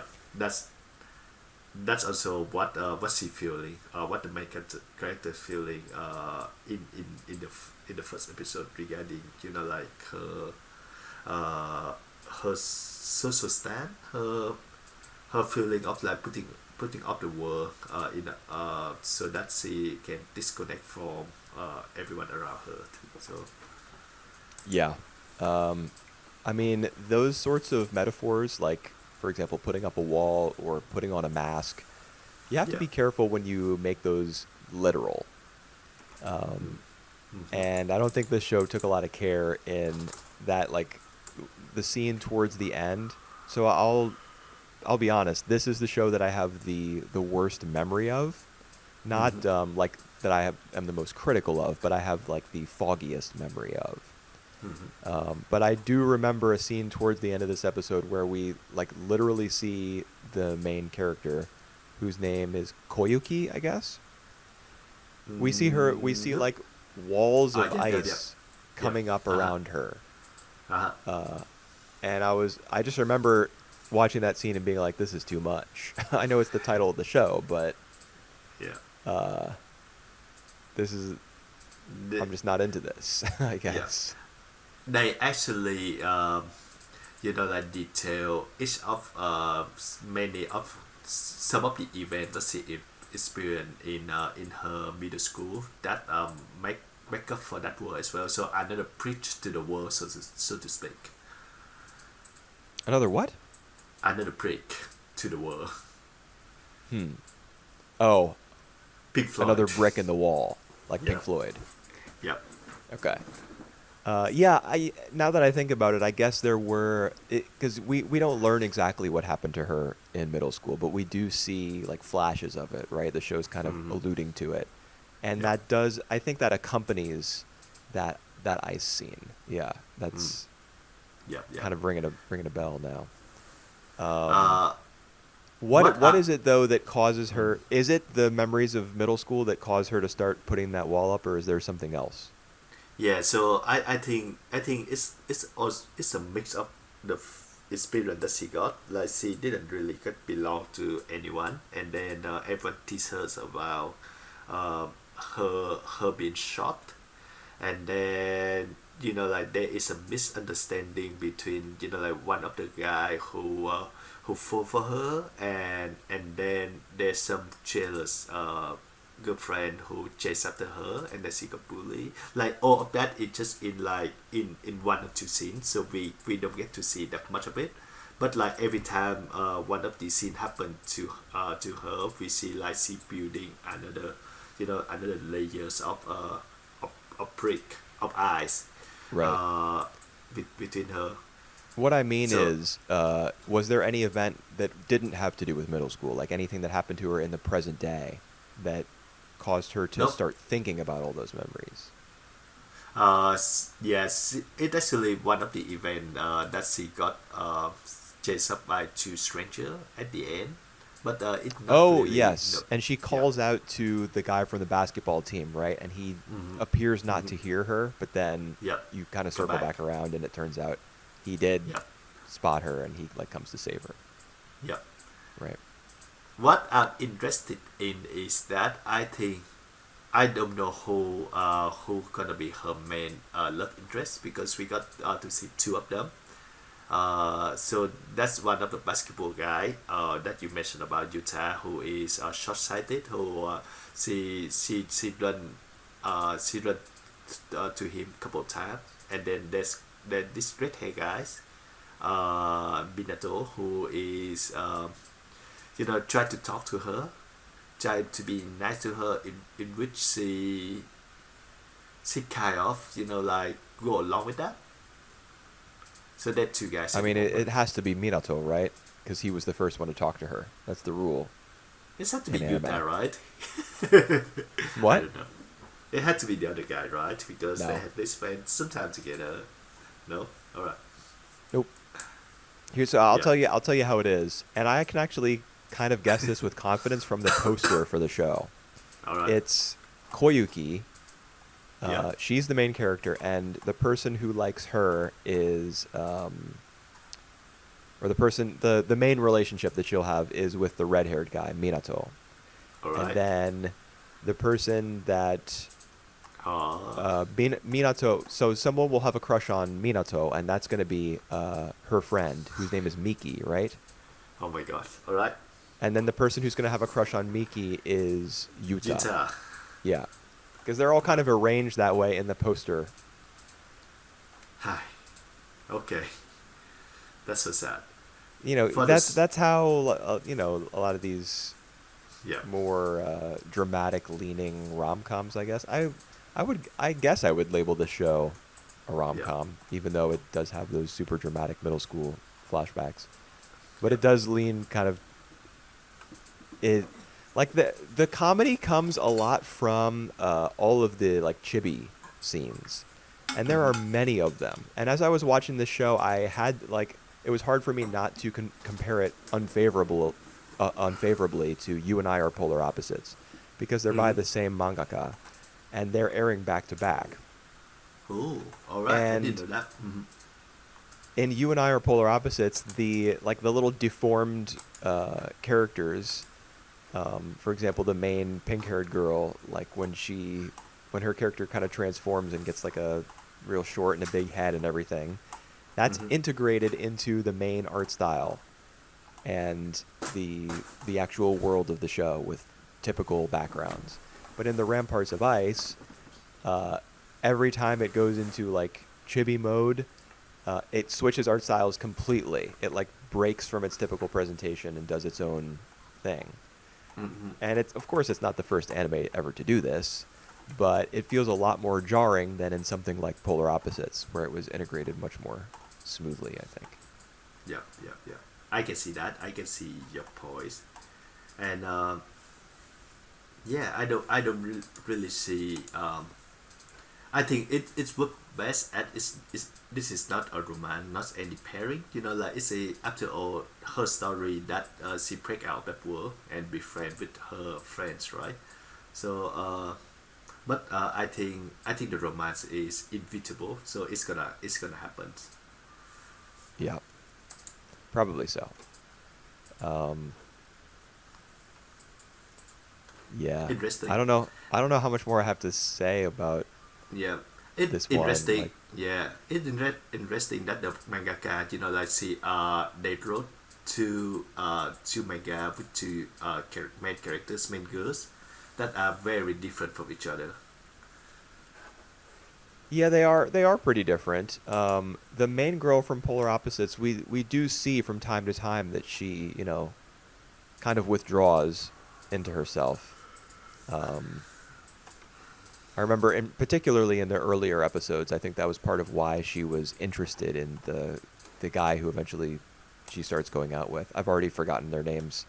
That's how I am Oh, good. with anime. It's only like if I write their names down or if I'm watching a show every week that I remember them. Yeah, But there, in that show there were hints that she was a little bit more withdrawn than you might expect, and perhaps that's what attracted her to a guy who was very reserved and very quiet himself. mm-hmm. Um, so I think she shares some traits with Koyuki from Ramparts of Mm-hmm. Ice, but Mm-hmm. sure, Koyuki is much she's like, I don't know, less popular, less friendly. Yeah. But of course, we're going to see her make lots of friends, and there will probably be episodes about her befriending people Yeah. even outside of this little group of four, where everyone learns that she's really not such a bad person after all, Yeah. Yeah. and all Yeah. that. Yeah. Yeah. They got to be. All right. Uh, I put that 8 out of 10. Yeah. Number 9 for me. Yeah. Yeah. I think we pretty much have the same ideas of like the below three, uh, the worst three, because we got like the Simpson, Eren, Drop of Gods, and Rampart of Ice. Yeah, that's true. Just in different In a different orders. order, but they're the bottom 3 for both of us. Yeah. All right, let's go to the next one. Scenes from Awajima. So Awajima Hiyake. Right. I would say this is one of the 2 remaining shows that you might have put first. Yeah. I mean, how many shows are even left? 3. Okay, yeah. I guess I shouldn't say one of the 2. That's cheating. I'm gonna guess that it's Witch Hat Atelier, Right. but it could be this one. I know you're a fan of the other 2 Takako Shimura adaptations. Yeah, I do. And yeah, guess what? I really enjoyed this first episodes. Like, I enjoy how, like, the focus of, like, instead of going for, going for one particular girl, they kind of like spread out. But like this particular episode, they pick like 2 out of these characters in there. Right. So I love the entire I like the entire cast, for example, and I also like, like the way they interact with each other, because it's very natural. I I I think that the mangaka always have this natural chemistry between the cast flowing, uh, and the story that we do get is actually kind of pretty good as well. How do you feel about this one? I wonder. I thought it was pretty good. It's Morio Asaka once again. Yeah. He's like the veteran Madhouse shoujo director, and he does pretty well with the material. I think his trademark is incorporating like the in panel text from whatever manga it is he's adapting. Like whenever a Right. mangaka will write a little bit of text to the side of a character not in a speech bubble about like Yep. an Yep. Yep. offhand remark that they might be making. We see that only one time, I believe, in this episode. He had to sneak it in because it's like his thing. I don't even know Alright. if Shimura is the sort of mangaka. I mean, she's a lot more naturalistic than that. That might not be Yeah. from the source material. He might have thrown it in himself. Mhm. But I do like. You know what I actually liked a lot was the opening scene, where she Right. is sitting in the moving truck with the elderly man, and he offers her some snacks Yeah. while yeah, they're yeah, waiting for like a bigger moving company who is presumably serving like a richer client. Right. Yeah. I thought that was an interesting like foreshadowing of perhaps class division within the school, and also the kindness that he showed her in serving the snacks and his willingness to wait while someone else like took their turn Yeah.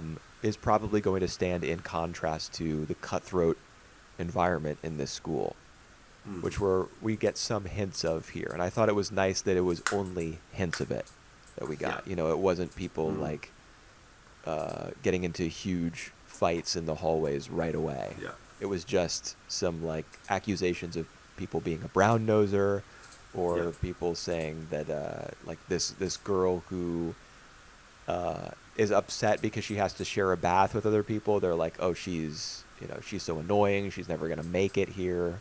Yeah. Just little stuff like that. I think that's a good starting point. We can ramp up from here as the show goes on. Yeah. 2 things I do love about that, and just go on of what you mentioned.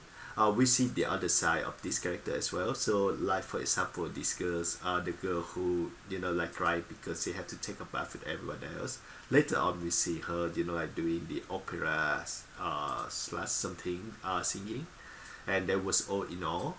So Hmm. like we just see like the others, like kind of like the other side, and that will be the last that we see from that character as well. So we're gonna get to know more about her Yeah. later on, which I really look forward to.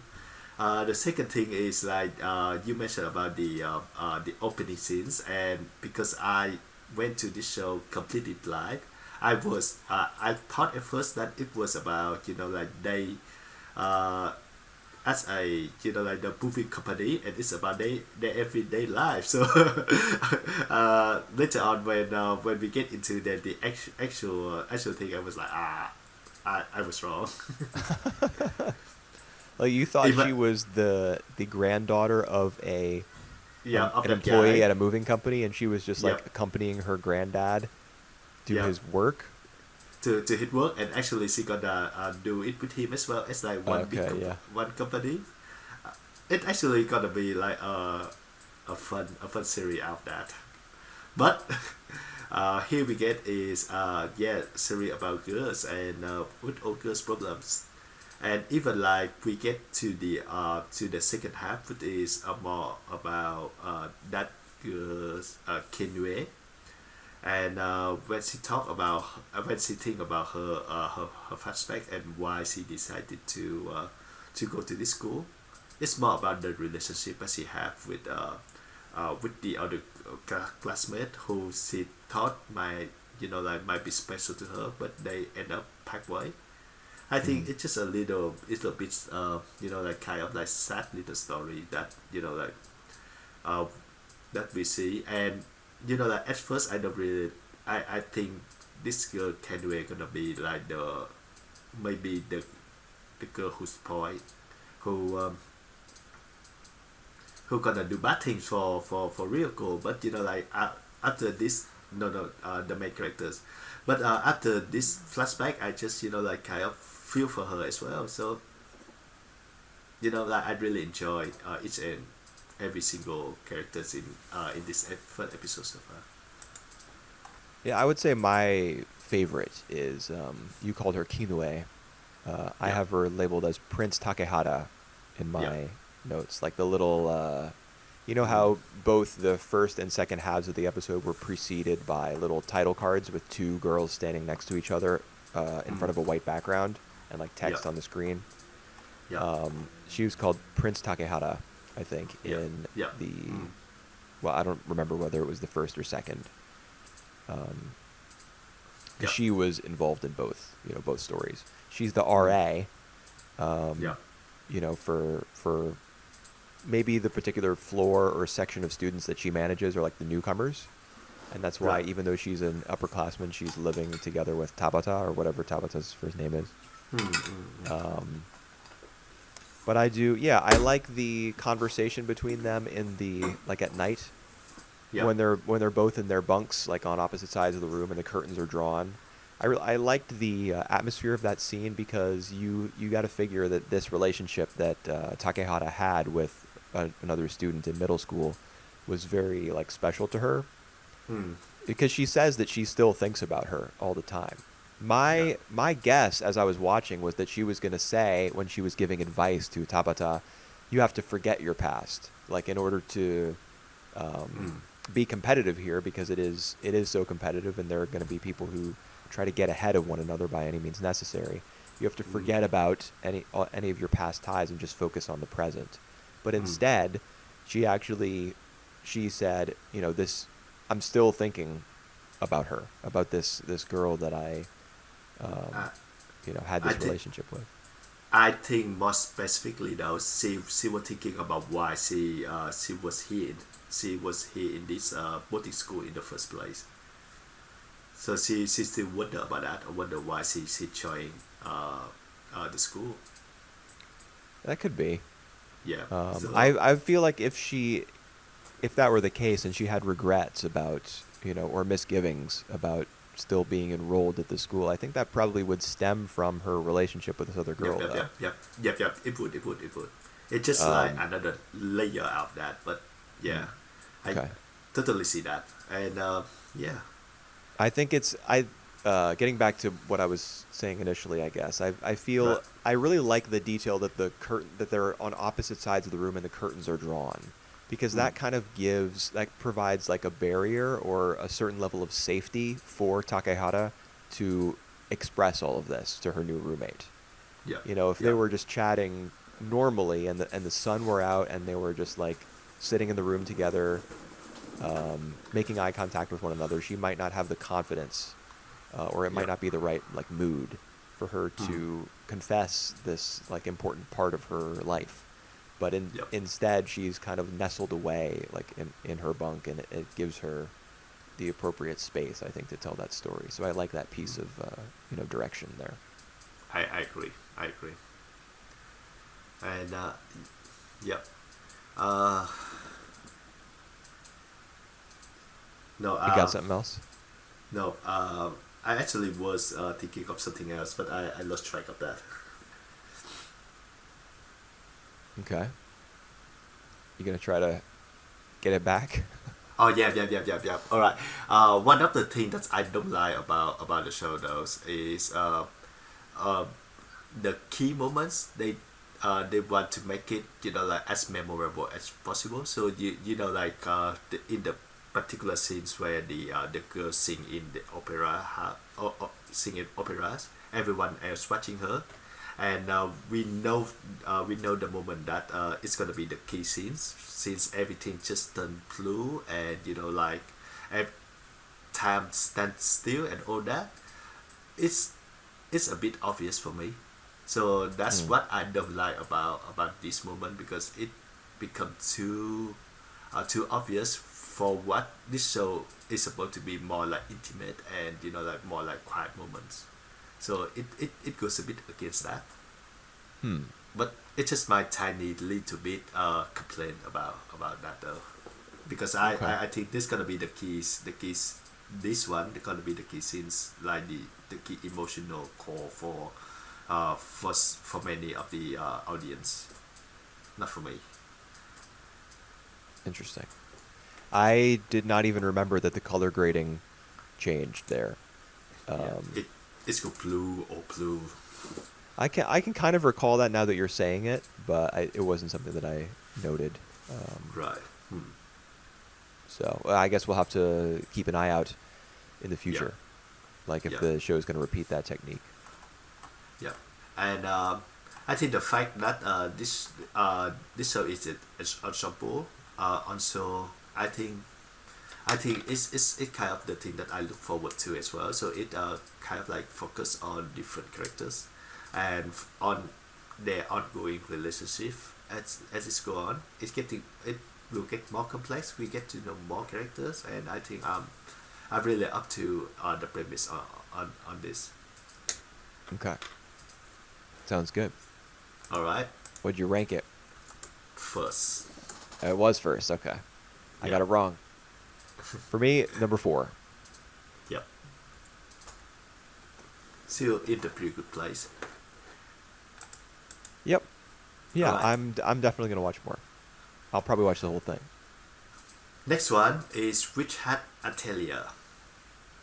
Yes. Let me try the Japanese title Tongari Boshi no Atelier. Yeah. And boshi I know means hat. Um, Ah, I see. but tongari I'm not sure. I don't It's a think that's witch. witch because majo is witch, right? Yeah, So yeah. I don't know what tongari means. Maybe it means like mage or wizard or sorcerer. I have no idea. Uh, I kind of like the title Witch Hat Atelier. Yeah, me too. I don't exactly know what the atelier part Oh, all right. has to do with it. Tongari, Tongari mean a sharp point, a spike. So it Oh, just, yeah, okay. that makes sense. Yeah. And I mean that is the sign of a witch Oh, in this universe because there's that scene where Kifri has to repair. What was the name of that Uh, carriage? It had this particular name, a Pegasus carriage or something like that. yeah. Let's go with Um, that. he had to repair it, and the women who had traveled to this, this region in that carriage were really upset until they saw his pointed hat, and then they were like, "Problem solved. You just go ahead and fix up our vehicle, please." For free. Yep. I wonder. I mean, there's a lot that we don't know about this Mm-hmm. show. It was pretty laser focused on Coco. Uh, And it's not as though we got a bit of narration at the start where somebody said, "It is the year such and such. There is a battle going on between this kingdom, and this kingdom. In this mm, world, there is a system where mages are all employed by kings and blah, blah, blah, blah, blah." So we don't, it's not as though we understand exactly what place witches have in society. mm, It could be expected that they would use their magic to help people free of charge, and that their compensation does come from a government or like a coven, like an order of witches or whatever. I'm curious to learn about that. yeah, me too. But as far as the first episode goes, I think this one, the animation, for example, is pretty good. Like very, very lightly, um, uh, very animated. Like Coco in particular, like all her expression and all her movement are greatly captured. Uh, Hmm. I feel like they overdid a little bit with her emotion though. So it's like she kind of like go when she realized that like she can draw Right. to the magic, and then like her varied reaction is kind of a bit like too little bit too much, but There's the I scene think where she stands up on top of her stool and like rapidly crouches up and down. yeah, yeah, yeah, and do all the things, or do all the crazy things out of excitement.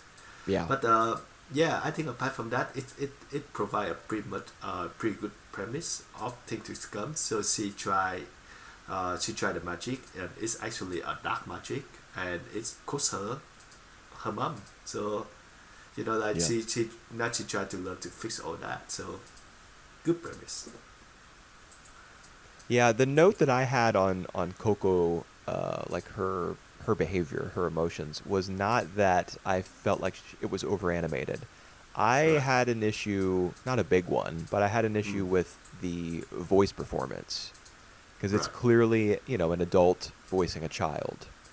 Now I don't Same. know anything about Witch Hat Atelier, so I don't know if there's a time skip, and then she will grow into her voice. Mm. And because if that were the case, it would make sense to cast an adult. But she's pretty young. I mean, Mm. we get a pretty sizable flashback from when she's looking like she's I don't know, 6 or 7 years old at that festival where she acquires that spell book. Yep. But even the other scenes, where we see her at her home assisting her mom with her work and everything, I would guess that she's like 10 or 11 years old. I don't think she's a Mm. teenager. Yep. She Um, be young. Yeah, so and I don't feel as though her voice totally fits her Right. character. I would have preferred an actual child actor. I know we don't get a lot of those in anime, Mm. but this is one series that I think could have really benefited from it. Yep. Yep. Yep. Um, so Makes I liked sense. all the animation, her going nuts and everything. It does feel a little bit anime-esque, like when she gets some of the like big uh, circle eyes that are kind of, the Mm. outlines of her eyes are like repeated circles over top of one another, indicating like dizziness or whatever. Yep. Um, I'm fine with that. I mean, the presentation for the most part is very mature, Mm. very like studied, and I think it would.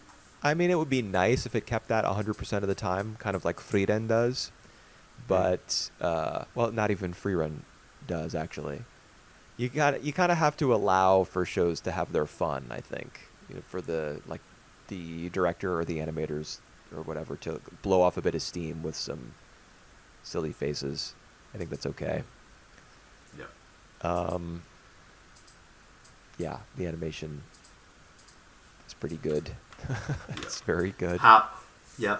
How do you think about like the main premise where like the witch in this reality don't cast spell but they draw to make a magic.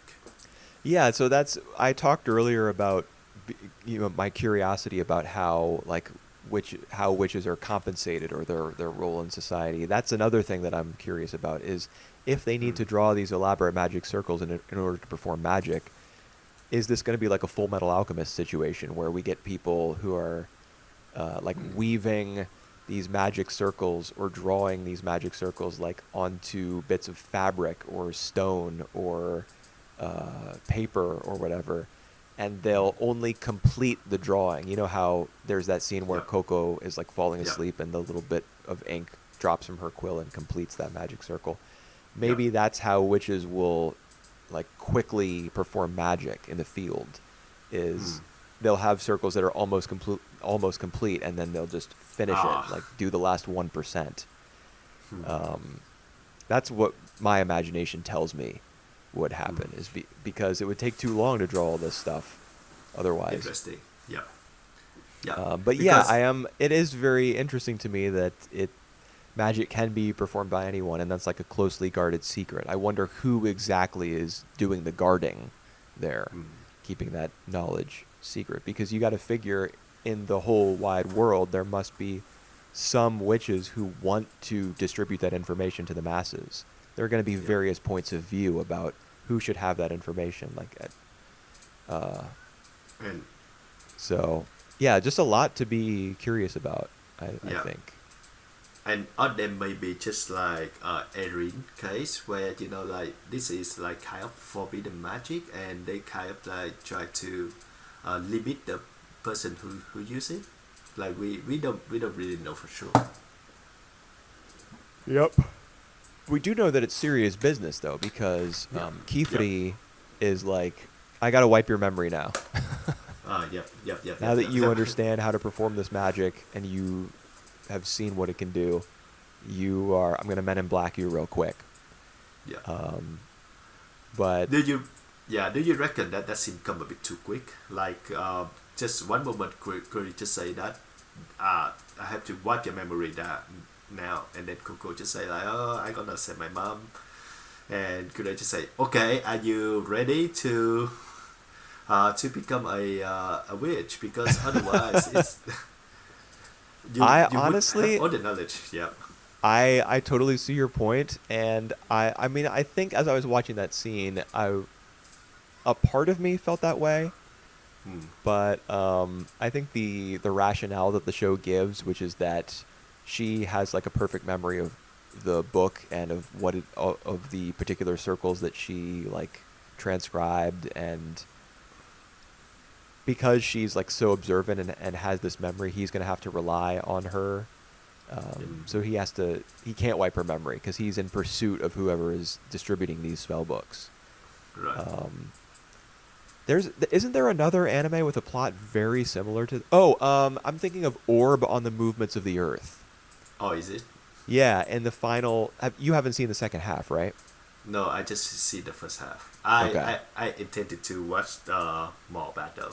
Yeah. In the second half, I mean, I won't spoil too much of it, No. but in the second half, there's a woman who would have been put to death, except she had like perfect memory of a book about heliocentrism that she I read. see. Hmm. And that becomes a major plot point. So it's similar here, Right. and I mean it makes sense to me. I also thought that of all of the line readings that the voice actress gave for Coco, I think she was at her most credible in like in her desperation in midair like that when she was like pleading Hmm. not to have her memory wiped. She was really getting into her upper register. She was her straining her vocal cords a little bit, and I think it came off very well. Hmm. That Yeah. you could tell that she really did love her mom, um, Yep. and wanted more than anything to bring her back. Like it wasn't about saving her own skin.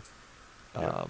In that moment, it was about saving the life of the woman who gave birth to her. And even to the fact that she the one who caused it as well. Yeah, So there's a little bit of guilt in there as well.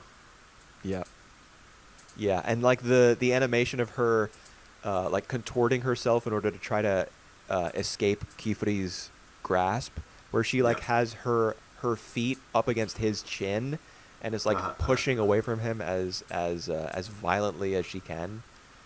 Um, where she's just like overcome with grief, not thinking that if she escapes his grasp that she will fall to her death. Yeah. Um, Yep. yeah, Yep. Yep. Yep. I think it's a pretty. I like that scene. Yeah, I think it's a pretty good premise of like of we can see like the how the magic perform in this one, and like the really main conflict of like Coco learning about the dark side of the magic as well, and now try to learn the proper way in that she can somehow save her mom. It clearly let out. Mm-hmm. Yeah, and I'm very interested. They dropped the first two episodes at the same time Yeah. for this premiere. I haven't seen the second, and I'm I sure that the third is probably already out at this point as well. So we Yeah. gotta, yeah, I'll I interest. actually saw the second as well. Nice. Yeah, How was it? it's alright. It's It's all more right. it's more typical now. Now that like everything had been set up, but I assume she like goes to magic school or something. she go to magic school. Yeah, Of course. I was I was expecting that we might have a time skip of like Coco as an teenager now. Hmm. That she tried to go around the journey and help out everyone, but this is not the case. She gonna have to learn the magic from ground zero. Maybe the time skip happens after she gets out of school, or maybe there isn't one at all. Yeah, yeah, yeah. All right, I put it 4 out of 10. Okay. For me, number 3. Yeah. All right, That last leaves us but with not one least. show, right? Yeah, last but not least, Yomi no Tsugai, Demons of the Shadow Realms. I hate the localized title so much. Uh, it sounds so generic, right? Yep, it really does. Yeah, Yomi no Tsugai. I mean, Yomi means darkness, I Yeah, believe. So I don't know what Tsugai means, but I think Tsugai is just a name. oh, maybe. Yeah, Is so it the name of one of the two demons, or maybe they it's like a combined name for the two demons that Yuru gains control over at the end of the episode? maybe, but the direct title is Tsugai of the Underworld. So Okay, yeah, I reckon that Tsugai is just a name. interesting. I mean, I know that left and right are like Migi and Hidari, so Tsugai doesn't Hmm. seem to match either of those, but Yeah, Japanese is complex. There are multiple, it is. multiple names for pretty much Yeah, everything. Plate Multiple and ways the of writing Heart. pretty much everything. Yeah, yeah. It's all about the characters. Uh, Uh, I was a little underwhelmed by this episode. right. I think what keep me up the boat is that we still try to figure out which. Like Yuru sister, is that gonna be that girl who got killed, or the girl who tell her that she her She's his sisters, actual sister. the actual sisters. I think she's the actual one, but it's kind of like interesting to know. At first, though, I thought that Yuru, the main characters, and that guy who's supposed to be his brother, Danchi, is the twin. Like I thought of that at first until I saw the sisters, and I was like, all right, I don't think that's actually his brother. no, all right, just Yeah. just some psychic. Yeah, All right, I guess so. Um, I mean, Arakawa really does like relationships between brothers. So I, Right. from Ed and Al from Full Metal Alchemist, so I can understand why you might have made that assumption. And I mean, he's still alive as of the end of the episode, right? So perhaps he will accompany Yuru, Yeah. like down the mountain or whatever, as they leave their home and like seek shelter from whoever it is that's trying to kill them or capture Yuru. Mm. There's a lot of question marks about the Yeah. show. Exactly how you gain control over like these demons and who this paramilitary group is that Yeah. infiltrates their hidden village, and if I. like the village elder is correct in her assumption that they're trying to capture Yuru, and what the deal is with him having a fake sister who is Yeah. imprisoned behind bars, and that there's just a lot of Yeah. Yeah. questions. Yeah. Yeah. Yeah. It doesn't really try to give us any answer, and I think Yuru is mostly keep in the dark as well at the moment. Yeah. Uh, I think they're gonna explain some of that in the future though. So we just have to stick around to know what's going on. I do like the fact that like even though it's set in this setting like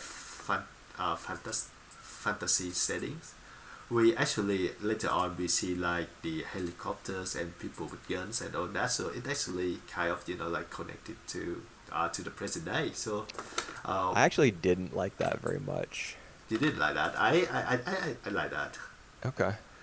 It's I kind of mean, I like can't really explain. I don't have a good reason for not yeah. liking it. I think I was very taken with the beginning of the episode where Hmm. it's like an isolated rural village, and you see him doing some hunting with the bow and arrow, and then when he comes back with it's a bird that he shoots, right? Hmm. Yeah. I think it's a bird. He comes back with Peacock. the No, it's bird, not and peacock. Yeah. you see all the members of the village like threshing grain and performing chores that Yeah. uh, using pretty low, like limited technology. Yeah. I kind of like that vibe, and then all of a sudden the barrier is broken. You get that And shot of the hand coming down from the top of the frame and going bloop, and yeah. the And barrier over the village shatters, and I was like, no. yeah. And you know what? What is the funniest? Like the guy who go between the village, to give the stuff. He's like a medicine salesman or Medicine. something. Yeah, yeah, yeah, yeah. Later on, he pull out the phone to talk to someone else. Oh, I that's was like, right. Yeah. I was actually doing a little bit of rewatching before we yeah, sat down to record of some of the shows I'd already seen. yeah. And I remember when he's on the phone, he talks to someone named Hana. Right. Do you have any memory of who Hana is, or have we No, not met her yet? I don't think we met anyone. Uh, I don't think we met Hannah yet.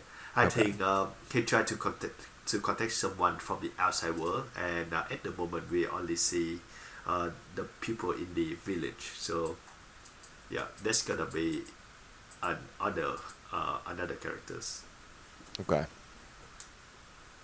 Yeah, if he's like going back and forth between this village and the modern world, then he probably Yeah. belongs to some sort of organization, Hmm. um, He especially since he he was prepared for people to shoot at him in the middle of the Yeah, forest. and he's skilled enough to like to beat out some of the military guys and even see the monster, the Right. mouth of the monster. Yeah, Gabby Maybe. Chan, Yeah. who goes Jump. gabu gabu gabu. Yeah. Kaboo. Um, Yep. that was pretty weird. It is. So the idea for the demons, right, is there supposed to be a left one and a right one in Yeah. general. Does she have a left one and a right one? No, I don't think so. I'm not sure about that main concept either. So there have to be a left one and a right one. Yeah, I seem to remember. Maybe this isn't even from the show. Maybe it's from like something I read on Wikipedia or something. But I like my assumption is that that's how demons work. It's like yin and Right. yang. So for Right. every demon there is a partner. Right. Um, and I'm struggling to remember now whether Gabby had a second demon, or is it like the top and bottom jaws of her demon are two separate Maybe. thingamajigs, and they But can like combine to form one big mouth? yeah. But no, in the show, I know that they're gonna have a good explanation for that. So Yeah, probably. Alchemy was a pretty well realized, like yeah, magic system I in think FMA. yeah, I think it's simple enough. For Full Metal Alchemist, it's simple enough that we do understand, and it's consistent enough that like it's it well realized it, like you said. Yeah, so the same will probably happen here, but we'll have to wait on it, because there are Yeah, a yeah, lot of things that we still don't understand. As you pointed out, yeah, Yuru is also in the dark about them, so he's the point of view character. We'll learn as he does. yeah. Um, So I can see why we got underwhelming watching this. We got underwhelmed just yeah, because there's a lot of details that like it actually bring a lot more question than what we know.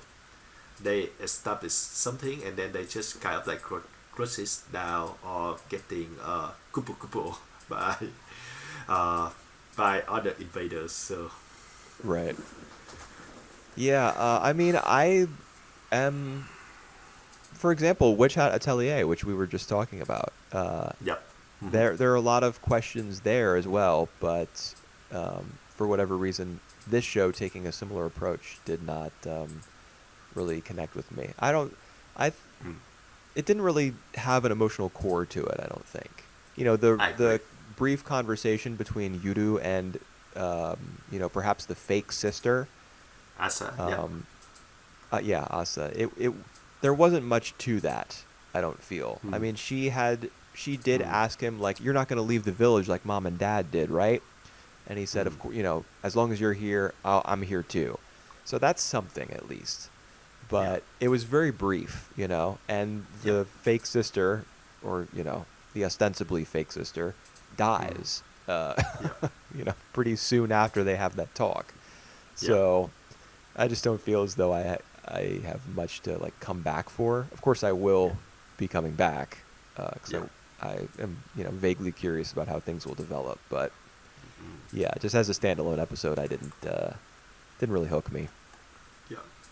I I thought that the presentation is also pretty good to the point. Yeah, it's just the narrative that getting confusing. Mm. Yeah, the animation's pretty nice. I expect it I suppose I from should have most. more to say about it than that. But my main concern, I guess, is the story. Yeah, yeah, yeah. Totally understandable. All right, I think you put it the same as me. I put it at 7th, not Yeah, 10. yeah, me too. Right. All right. So there we have it. The 10 shows. Hmm. So Talking the three that Dragon. we ranked the highest: Witch Hat Atelier, Nippon Sangoku. Yep. Oh, hold up, All right. We have two Awajima shows. Hyake and JoJo. Is there a Yep. three? So No, it's a so it's Nippon Sang. Yeah, it is a three-way tie. There's Nippon Sangoku at the top, and then there's a three-way tie under that, I no, think. no, no, no, no, no. No? So we got Nippon Sangoku at the top, and then we got scenes from Awajima at the second, Okay. and then we got Witch Hat Atelier and JoJo's JoJo. Temple Run. Right. No, Okay, well, that actually Dorohedoro makes it just easy one because shot. JoJo will not Yeah, be airing any episodes in the near future, so it's easy for us to pick three yeah, shows. that's true. That's true. All Assuming right. those three are the ones that you wanna do. No, no, no. I think I'm good with that. Okay.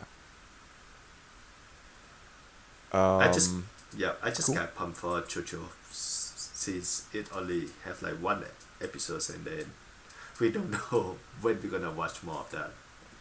Well, I mean, if you think about it, that at least guarantees one watchable show for fall, That's true. I Yeah. guess. Because there's already some other good stuff here in spring. Yep. Yep. Yep. All right. All right. That's it for us, guys. Yeah. Next time y'all hear from us will probably be towards the end of June, I Mhm. believe. Yep. I think we still have to work that out, but you know, looks like a good Yeah. season. So we'll be plugging away. We'll be watching stuff in the background, and you'll hear from us again. Yeah. You'll hear from us again It's soon. it's a good season. So yeah, try to watch a lot of shows. Even if you don't agree with our ranking, there's just a lot of good stuff that I know that you're gonna see like one or two great ones along the way. Yeah. All right. Well, thanks for All right. listening. Yeah. We'll be back. All right. See you guys. Bye bye.